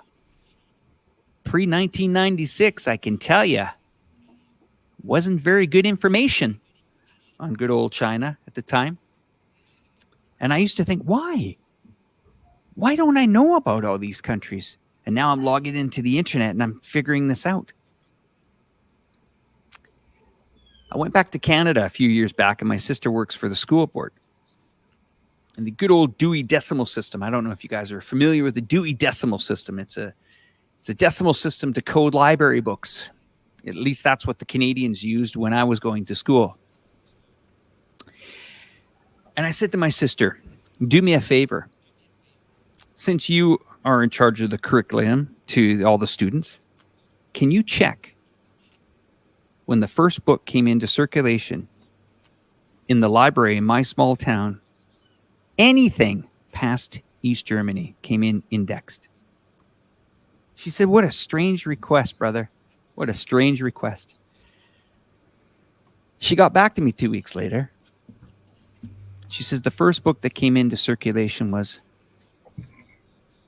remember, past East Germany, into the USSR, into Russia, all these nations, came into circulation, brought into the library in 1997.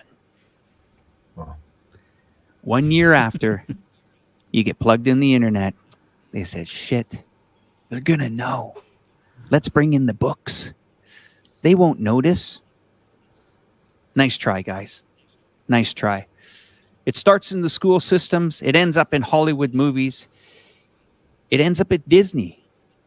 Welcome people. No more welcome ladies and gentlemen. Welcome people. Oh, ridiculous. And you imagine why us content creators go out there and risk our asses. Like people like Mario here and Fernando and especially AJ. I admire you gentlemen for doing what you guys are doing. We're a small team of content creators reaching out all walks of the world. Just to think about it, guys. We have someone in the eastern part of the Ukraine that can give us information we need. We have people in all parts of China. We have people in the United Kingdom. Other content creators all over the world will join with us to get this message out. And this is important because we, the most of us, even many names that were mentioned today, have been demonetized.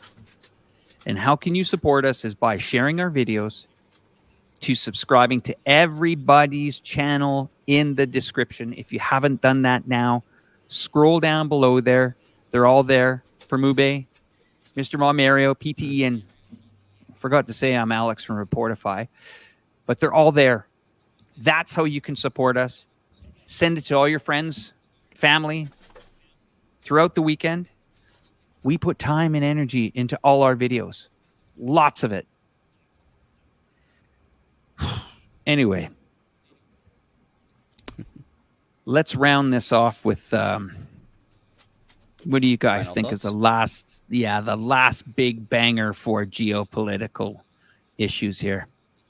Mary, you must have something cooking in Shenyang there tonight. The ultimate geopolitical issue. I love and fully support censorship, and so do you. And let me explain it if you don't understand that. Do you live in a civilized society or don't you? You think you don't support censorship? You think you don't want censorship? Okay. Censorship in China isn't the censorship to oppress and thought control people. It's the normal censorship to ensure that you as a citizen can be assured that you and your family, your household, can live in a safe, stable, harmonious society.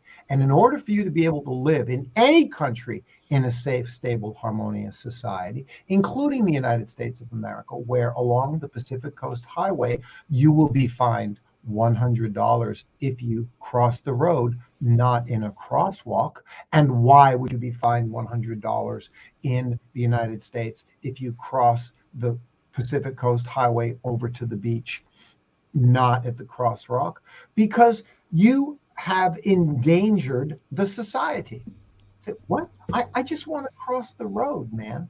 Well, I know you just want to cross the road. You just want some convenience for yourself, you selfish fuck. I understand that. That's what we all want. Okay. But what you don't want to remember and understand is that your selfishness comes along and interferes with the lives of the other people in the community elsewhere. Because if you screw up because you happen to be a surf beach bum, kind of cool, hanging out, hey dude, let's go surfing, and you're smoking a joint and you're crossing the road and you're high out of your mind and you're not paying attention, you are going to ruin the life of the guy and the family who's behind the wheel of the car that hits you.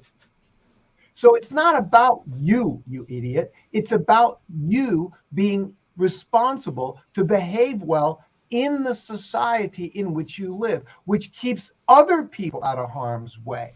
You'll destroy the life of the guy who hits you when you cross the road. Oh, oppressive society, because they give a ticket for jail. I just crossed the street and you give me a ticket for $100, man.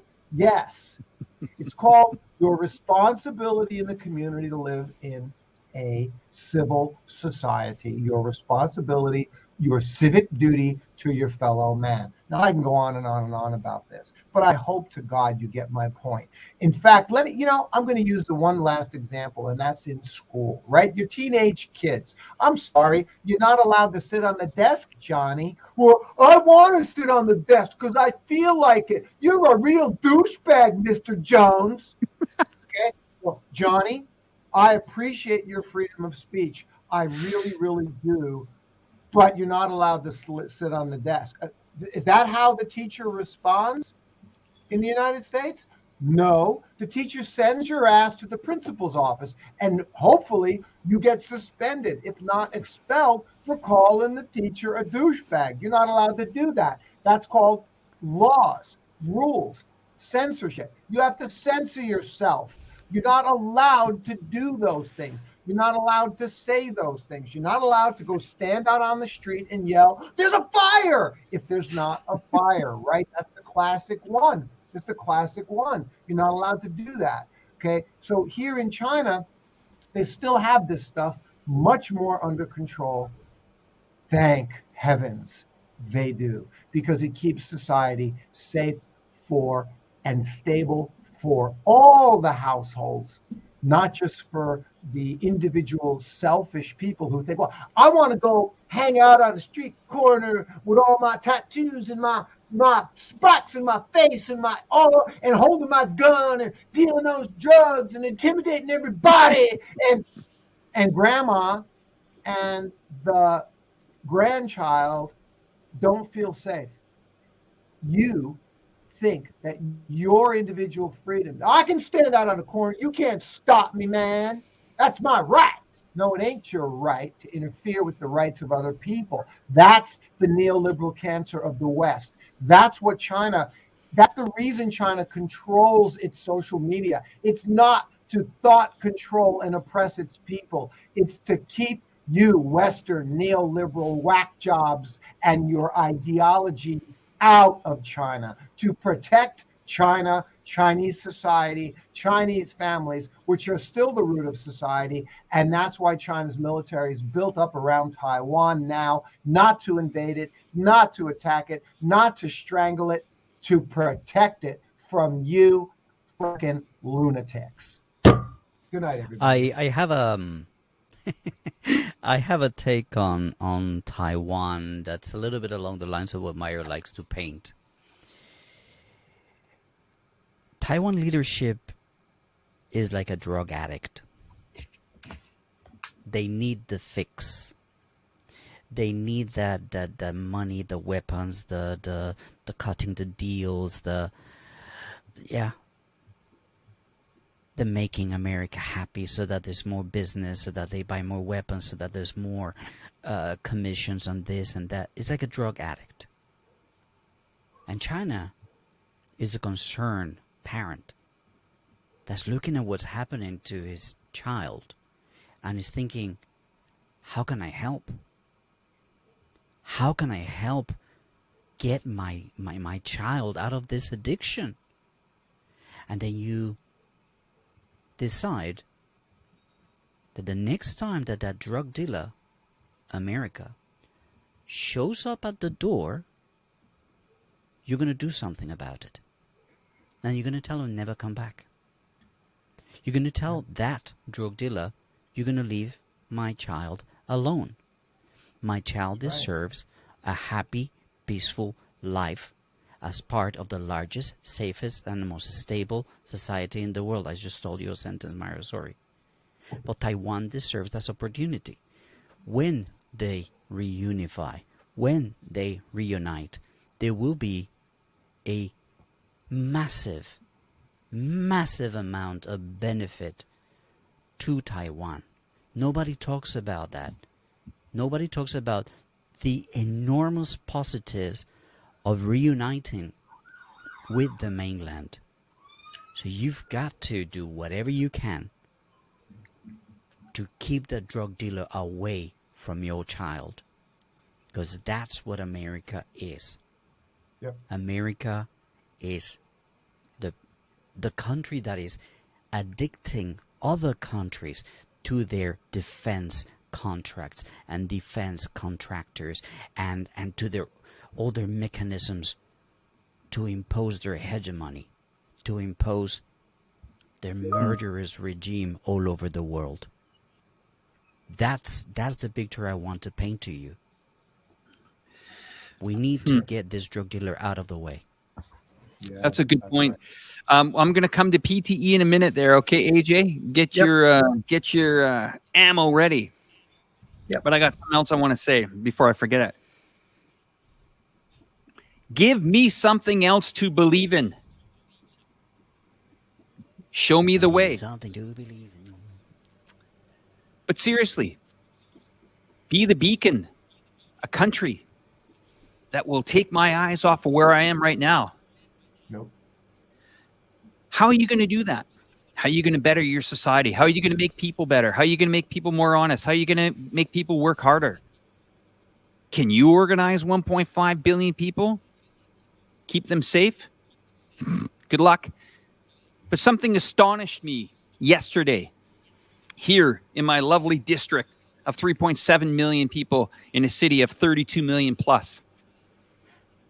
I was taken down to the local district called Jiangbei. It's another district of 925,000 people. Jiangbei. And I went. Get this, guys. I went into the city planning. Now, you would think it was a few people behind a piece of glass and maybe shuffling some paper around or getting ready for the next town hall meeting or where the mayor and all his councilors will decide what to do or who to pay. Oh, no. There were 90 brains in chairs looking at 100 monitors. And what were they doing? They were waiting for requests to come in from the local people that live, the 925,000 people that live in that district. Oh, there's garbage in my back lane. Can someone remove it? Oh, there's a lamp that is out on the corner of this and that. Oh, there's a brick broken in the sidewalk, which could hurt an old lady. Oh, there's a bunch of cardboard boxes up. Taking care of society. They pay for tips. If you find something that could harm or hurt traffic flow, or maybe something that just shouldn't be there, or a sign that's blown into the streets, or possible flood controls, they give you a bonus.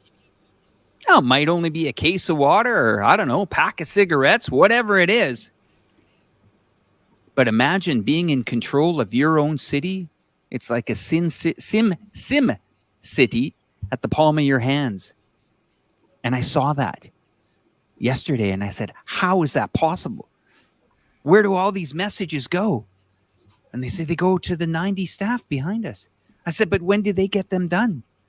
Oh, but Alex, there's 30 other inspectors in the area that make sure this work gets done in under 5 days per complaint. Wow. Yeah. And they got a 99.6 success level. Anything over that might be bigger. It might be something that has happened in that district or whatever. But wow. Smart city, you better believe it.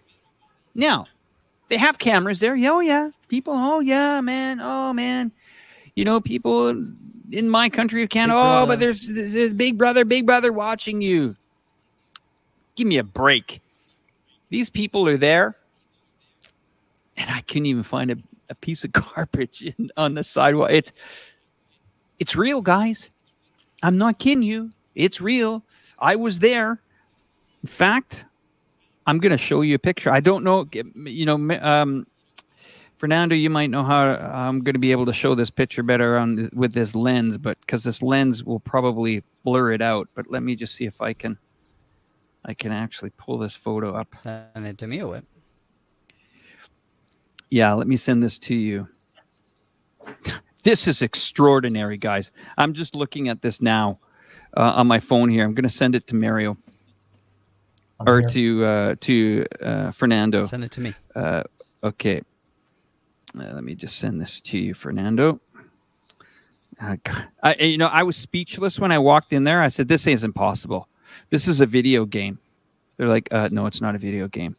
I said, this is from another level. And wow, hearing it. Okay, Reporterfy's latest is okay. So, as I was saying, if you could show the camera that, maybe if it's possible, or yeah. This is extraordinary, guys. Okay, look at this. If you can see it, I don't know. It's a bit blurry. It's a bit dark. No, it's a bit dark. I just need to make it bright. Let me send it to you as well, Mario, okay? Yeah. What are we doing here? We're going to show you this photo. It's we can't seem to get it focused on Fernando's yet, but I have to show you this, guys, because this really says it all. Mario, check your phone if you can. I'm sending you a photo that you can show on the screen to our viewers. Thanks. Sorry, your camera's blurring out there, but show this to the screen. Whoa. Okay. Whoa.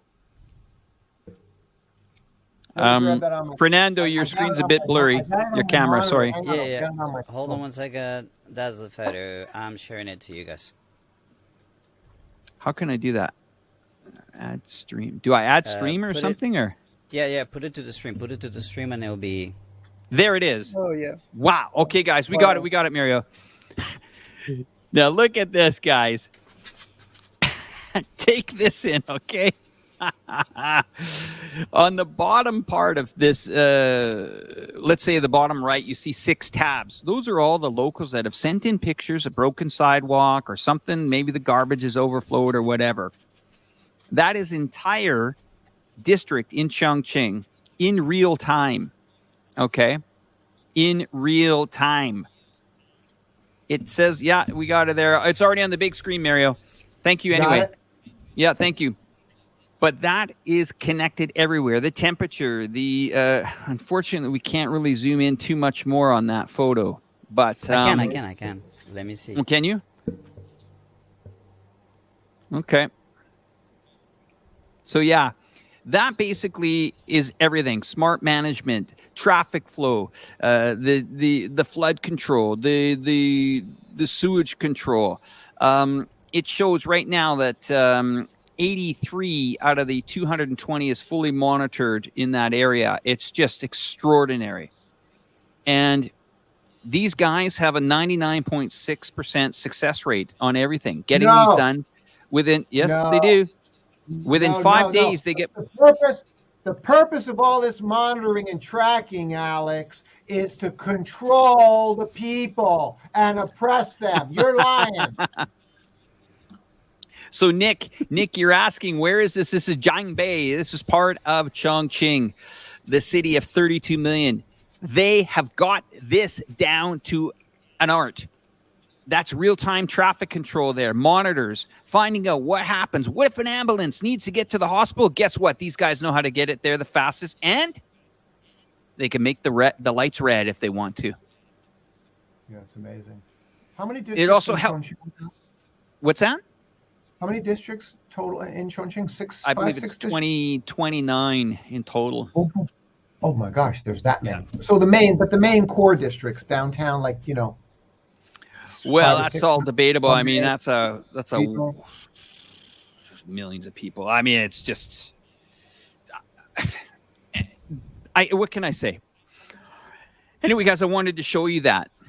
And I want to end off this show with AJ. You've been so patient tonight, AJ, because we've got so much to say. But the floor is open to you. Once you're done, you can hand it back. Each guy gets 1 minute, and then we'll round up the show. But AJ, take it away. I know you've been very patient. We greatly appreciate that. No, I've been listening to you guys. It's an absolute pleasure hearing from you guys. So yeah, it's been great. A couple of things we haven't really touched upon. I wanted to talk a bit further. Is about the sanctions that China's placed on the US. And there is a big list, but two in particular which stand out. One is about climate change, and the other one is about stopping working with the Americans when it comes to drug usage and things like that. So I want to start with the drug issue. And one of the major problems the United States is having right now is a problem with fentanyl. And 100,000 people died by fentanyl this year, and that's growing by about 20,000 per month, I believe, and I think right now it's gone even higher. So, you know, there's a big problem with fentanyl, and obviously there's fentanyl labs all over United States and South America. However, the raw materials required to make fentanyl, most of it comes from China because it's cheap. So that's what they've been trying to crack down on, and that's why they need a lot of help from the Chinese to kind of stop all of these raw materials going over to the States, and they need Chinese help for that. Without the help from the Chinese, this fentanyl problem is just going to go way higher. So they need Chinese help, and because of their actions, the Chinese have now said, you know what, we're not going to help you when it comes to fentanyl and other drug-related issues. You're on your own. So the second thing I want to also talk about is climate change. And yesterday, I believe Congress approved a $500 billion bill for climate change. However, they cannot do much without the Chinese help again. I mean, most of the materials required for wind turbines, you need rare earth minerals for wind turbines. And China controls 80 or 90% of them. So you cannot make wind turbines without the help of the Chinese. And secondly, most of the solar panels that are made around the world, they are made in Xinjiang. And so these materials which make solar panels, you cannot make solar panels cheap in the rest of the world without Chinese help. As you know, China has got the biggest amount of solar panels in the world, biggest amount of wind turbines in the world, hydropower. There's all these nuclear plants coming up. So you cannot have cheap climate change. You cannot do climate change without the help from the Chinese. And it's a really basically own goal, really. And I just have to ask this to the American leadership and Pelosi herself. Was it all worth it? Was this trip worth it to lose Chinese help in climate change, to lose Chinese help in all of these fentanyl issues? And this is just the beginning. That's the beginning. China's also placed sanctions on Pelosi's family. They've also said they're not going to help with other matters as well when it comes to military and many other matters. There is a big list of them. And this is just a start. China has got a lot more tools in its toolbox. And you see Russia. If Russia wanted to completely starve Europe, they could. They could easily block the gas tomorrow, and the whole of Europe will just crash. But they haven't done that, and China are also taking minor steps on this. But I just have to ask: was all of these stuff worth it? I mean, what has Pelosi actually achieved in going to Taiwan? Nothing. I think we might have lost AG there. Up there. And Blinken came up on an interview yesterday, and he mentioned climate change. He mentioned all of these other issues. And if Blinken is mentioning it, it usually means that the Americans are hurting. This is hurting the Americans. Otherwise, Blinken would not mention it at all. And it's just ridiculous own goal. And you've seen America, the Europeans, and the West just doing own goals after own goals after own goals with these ridiculous sanctions on Russia. Now they're doing all of these antagonistic actions on China. And what are they actually gaining? Nothing. They are losing a lot more than they are gaining. America is the one with the drug problem. America is the one with the fentanyl problem, not China. So they need Chinese help. America needs China to go on its green agenda, not the other way around, because China has got an amazing green infrastructure, the best in the world. So they do not need America for green technology. America needs China for green technology. And it's actually beggars belief. And I'm totally shocked by how idiotic some of these Western leaders are. I'm just shocked by this generation of Western leaders, completely shocked. I'm not just talking about the American leaders, but European leaders as well, British leaders. I mean, I came back from vacation yesterday. I came back and I came to my hometown, and there's rubbish everywhere. There's people are losing jobs. People can't afford to pay for the bills. People are being made homeless. It's an absolute mess. People are fighting in the streets. I walk into a shop and people are grabbing stuff from the shelves and walking out without paying. It's just going to get worse and worse. And I just think, a couple of years, 3-4 years ago, I didn't see this, but now I'm seeing it almost every single day. And I'm just shocked by how idiotic this has all become. And this is the fault of the leaders, the Western leaders, not having a brain, not having anyone who can think clearly about geopolitics or what the cause and effect of money printing and all of these other issues. All you have is yes men around the leadership. Let's bash China. Yes, sir. Let's bash Russia. Yes, sir. There's nobody actually stands up and said, hang on a second. If you do this, this is the consequence. Are you ready to live with that? Oh, this guy's a China lover. Kick him out. Yeah, kick him out. That's how it works in the Western world. And I'm just completely sick of it, to be honest, guys. Completely sick of it. And I'll tell you what, I'm just... I think, Alex, you were lucky to move to China, start a new life and stuff. I'm seriously thinking of leaving UK myself. And so... We understand, AJ. We understand. All the other two gentlemen that are on this panel, we understand. We completely understand. I understand you're getting sick of this, and yeah, people are telling you, "Oh, you stand up for China." I'm surprised. I only got one serious death threat on my last video. That's kind of a record. Normally I get about 3 or 4. This one mentioned my wife this time. I said, "Honey," no.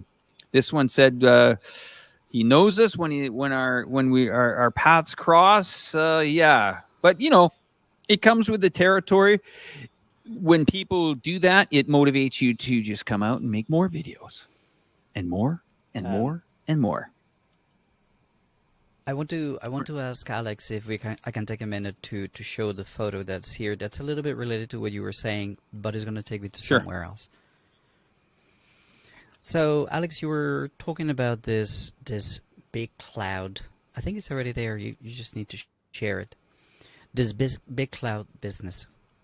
Now, what you are going to see in this photo is a project in a very small town of Guizhou. I think less than 1 million people. But a lot of the population is rural. A lot of the population actually lives in the mountains of Guizhou. It is said that Guizhou is a province where you don't have one flat kilometer of road because everything is mountains. So it's very difficult to offer medical service, particularly to the elderly. So I don't know if my internet is slow, but I can't see the photo. Did you put it up? You want to send it to me? Where to? Okay, hang on. No, it's already there. There we go. Oh, this is what I've been talking about. So It's guys, loading. this There you go. is a command center where they track the medical needs of all the population in these mountainous areas. It's a 90 kilometers radius. So when an 80-year-old man who lives in the mountains cannot go to the hospital, then they have doctors go to their homes with a telemedicine equipment. They give him all the medicines that he needs. They do all the tests that they need. And if they need to talk to a specialist, they use this teleconference system, and they register everything that they do on the mobile phone. Goes into this database that is also a national database. So every single aspect of the information on patients is controlled from this center. With this, they can inventory medicines, they can schedule, they know what, they have a very big picture of what is the health condition of the people in this little village. As I said, less than 1 million people, but in a very, very wide space. Now, what you can see there, and this is my final thought, you can see a cameraman. This cameraman is shooting me because I am hosting an episode for a documentary. This is the one that we shot, Mario. We have got to talk about China's biggest problem. China's biggest problem is soft power, its image, its marketing. Why? Because when I show you the fantastic and phenomenal technology that China is implementing in its rural areas, and you go like, oh my freaking God, we don't even have this in LA, you're going to say, oh, but you're paid. You're paid to say so. You're paid to say these things. That's the issue that China has. How to combat this accusation of people who are showing you great things about China, but we, the content creators, we're taking time from our lives to do these jobs. I do different kinds of jobs. I do jobs where I go and they only pay me for my expenses.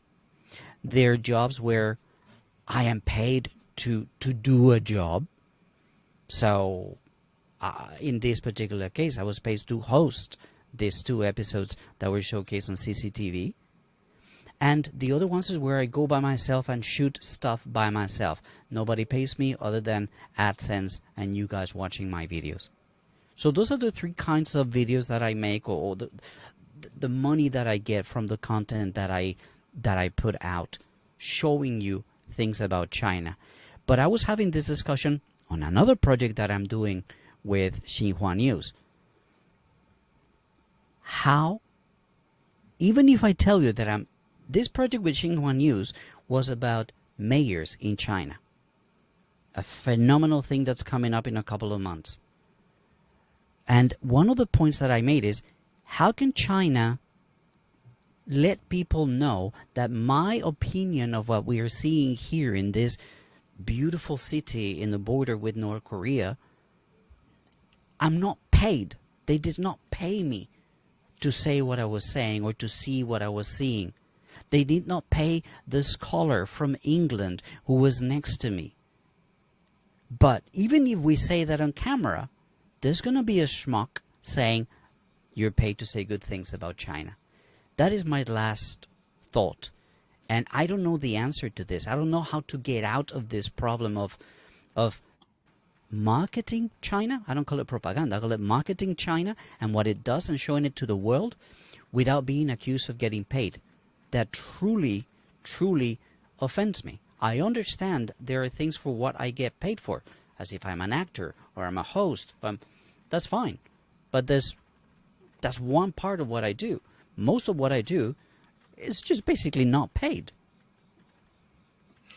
You know, I'm going to step in on this one because this one's nice and juicy. John, love your comments. They're great.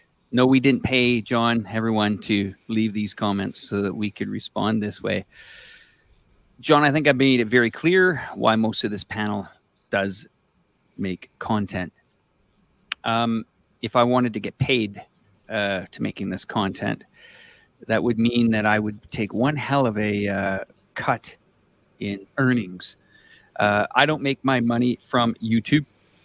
No one pays me to make videos on YouTube because no one can afford to make me make videos on YouTube. Why? My wife and I put in over 50 hours of production time on all my videos on my channel. I put one video a week. You might think, might take them a couple hours. Nice try. It takes about 50 hours with research, getting the clips, and there is an investment, a financial investment in every video. Pretty much everybody that makes content on YouTube. Camera equipment, travel time, goodwill time. So what I say to those people that say, oh yeah, you're paid, you're doing this, my response is, nice slander, guys. Nice libel. Nice defamation. If you want to put your name behind it and you want to accuse me of ever being paid to make content, then get ready to put your money where your mouth is, because you're looking at somebody that has taken someone to court and beat them, not on a YouTube video, but when the credibility and the integrity of a person is put on the line, they will do anything to defend it. And I will support and help anyone that's on this panel that either gets defamed, slandered, or libeled. Why? Because it's an integrity thing. I think I've been very clear why we do this, why we are on these channels. We're here to send a message, to share a message. Hey, I could be at home right now trading derivatives. What am I doing? I'm sitting here talking to you guys to try to share you our experiences. This is not fame. This is not money. This is passion. And that is why many other content creators, just like Daniel Dumbrill, people said they haven't heard Daniel in a while. Well, I just did an interview with him 3 days ago with Professor Weiwei. It was amazing to sit down and have a nice interview with him. But people like AJ that are on this panel tonight, he's not doing it for fame and money. And you know what? By the time we get into second gear on YouTube, they've deplatformed us, or they've demonetized us, or they've taken our PayPal away, or if you're Graham Phillips, they've sanctioned you. So do we do it for fame or money? Nice try. Nice try. No, we don't do it for fame or money. Have you ever had that thing when you were born and you really like doing it, whether it's playing basketball or playing hockey when you're 6 years old, you played hockey outside until your feet froze in the snow, and you came home and you cried for hours while your feet thawed out because they were freezing bloody cold because you loved the game so much? That's why we do it, because we love it. And we love sharing what we see because nobody else is doing it. Does it take YouTube content creators in China to tell you what's going on in this 1.5 billion country? Outside that door, there is China. Right behind Mario is China. God. It's frustrating. But that's why we do this. No, we don't do it for the death threats. Sorry, we don't. No, we don't do it for the bashing. No, we don't. Man, oh man. And yeah, John, his last quote I'm going to put here, does China need a better image? It needs to promote itself better, I think. They can start with that. Pretty lousy at the news. but don't underestimate. No. It's getting better. Don't ever underestimate the will of these people. Some of these cities that you see now that are mind-blowing were fishing villages 30 years ago. Hell, outside this door, this isn't even a tier 1 city, and it will blow the top off of any bloody city you guys have been. Trust me, it will. And no one's ever heard of it. But anyway, we're going to go around 1 minute each. We're going to start with Mario, then to AJ, then to Fernando, and we're going to wrap it up. Fire away, Mario. All right. First of all, I do this simply because I want to do my part to educate the world about what's really going on. I want you to know the truth, not the lies and the propaganda. And in doing so, for me, YouTube is just one small slice, and so is Twitter. You know, go to Amazon, please buy my 3 books on China. You know, well, because I say that to you because I want to make money. No, actually, I say that to you because I want you to know China. And if you read my 3 books on China, then you'll know China, and then we can have a conversation. Okay, so that's my reason. And it's not just that; it's in terms of legacy. I'm getting older, and I realize that all my articles, all my videos, all the stories, all the Chinese media have done the story of my life here in China. The last one that just came out was really, really good with Liaoning Daily Newspaper. So really happy with that, promoting Liaoning and Shenyang and my life up here in Shenyang. All that's great to bring knowledge of life and society and culture to the world. That's why I do it. And all of that, thanks to the digital world, will be an archive, which I have a 10-year-old son. And in the future, when he's older and can appreciate, he'll be able to watch whatever he wants that I've done. And I'll be very happy to know that he's watching it, you know. So that's why I do it. And beyond that, the second thing I wanted to say as my closing was, again, to remind everyone, right now, the hottest propaganda is about Taiwan. You're being told China's surrounding Taiwan to attack it, to strangle it. It's a bunch of nonsense. You have to understand that there is peace and enormous fruitful relationships and friendship and economy for decades between China and Taiwan. The conflict is not between China and Taiwan. There are deep, wonderful relationships between China and Taiwan. And Chinese people and Taiwanese people know that. 42% of Taiwan's trade is with China. Okay, so they don't have a problem. China is not now beefed up. China has beefed up its military around Taiwan. I regard that as permanent. I regard it as we are now in a new Taiwan paradigm. I believe it is permanent, and that it's never going to go back to anything like it was before, which means China has effectively taken control of the Taiwan situation. And that's a very good thing. The U.S. has been brought to heel. And that's a very good thing, too, because, boy, do they need to be brought to heel. If they do anything further, China will just further clamp down, I think, ultimately, like they did with Hong Kong, and then just take control of it as they need to. All of this is happening, including the military. Understand the military is defensive. It is not aggressive. They've never attacked anyone in half a century. Give me a break. Their military exists defensively, and they're building up their defense because they are protecting Taiwan and protecting China's sovereignty against any further U.S. provocations, which includes the DPP separatists who are colluding with the U.S. Provocations. That's it. That is, to a degree, my opinion, rather than evidently certain facts.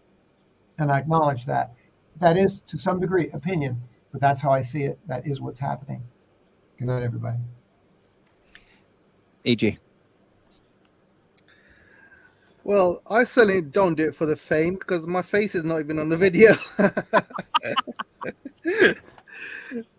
I think you've seen my wife, Alex, and she's quite famous on Instagram. She's got about 750k followers, and she does it for the fame, and it's fine. You know, if you got the looks, then you can do it. But I'm simply here to use my voice and educate people. I certainly do it for the passion. sometimes you need a platform where you can just speak out, and if other people agree with your views, then great. If they don't, then it's fine. But if you can kind of make people understand, then it's even better.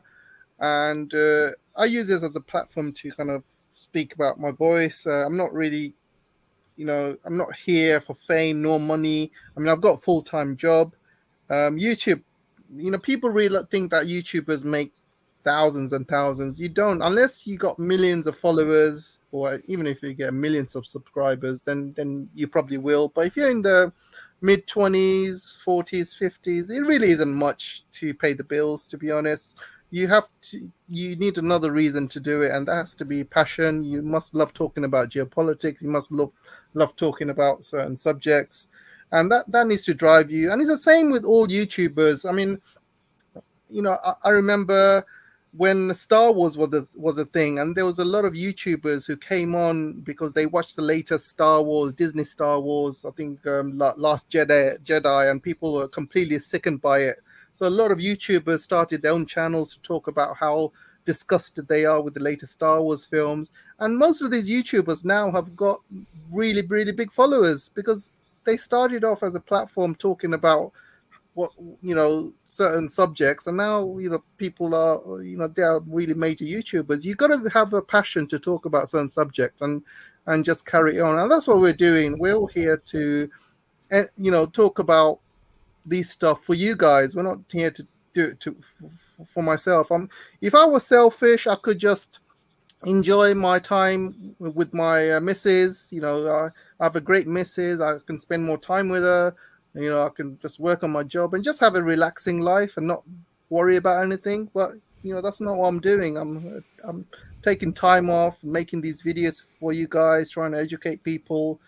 I do it because I have a passion for it, and money is not a thing really. I have a full-time job, so that kind of pays the bills. I'm not really worried about YouTube money, to be honest. But yeah, that's my thing. I just wanted to share that with you guys.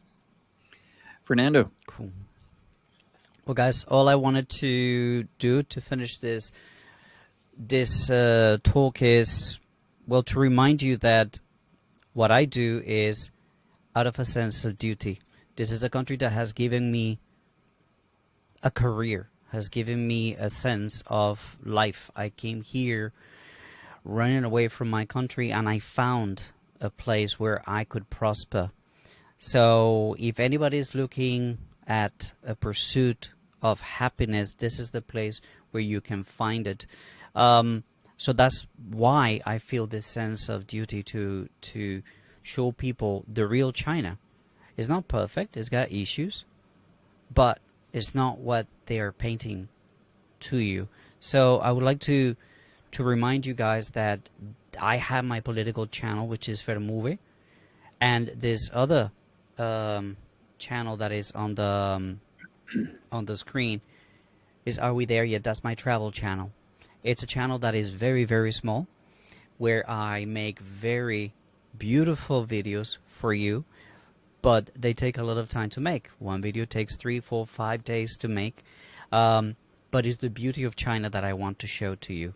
So if you could all give me a bump and go check out that channel, I would really appreciate it. My only intention is to show you the China that I see, the China that I see through my lens. I appreciate you all very much, and well, remember, as always, like, share, and subscribe. Well, thank you, Fernando, for that. Everyone, if you haven't done yet, check the links below. You can subscribe to all the channels. We had well over around 600 on combined channels here today.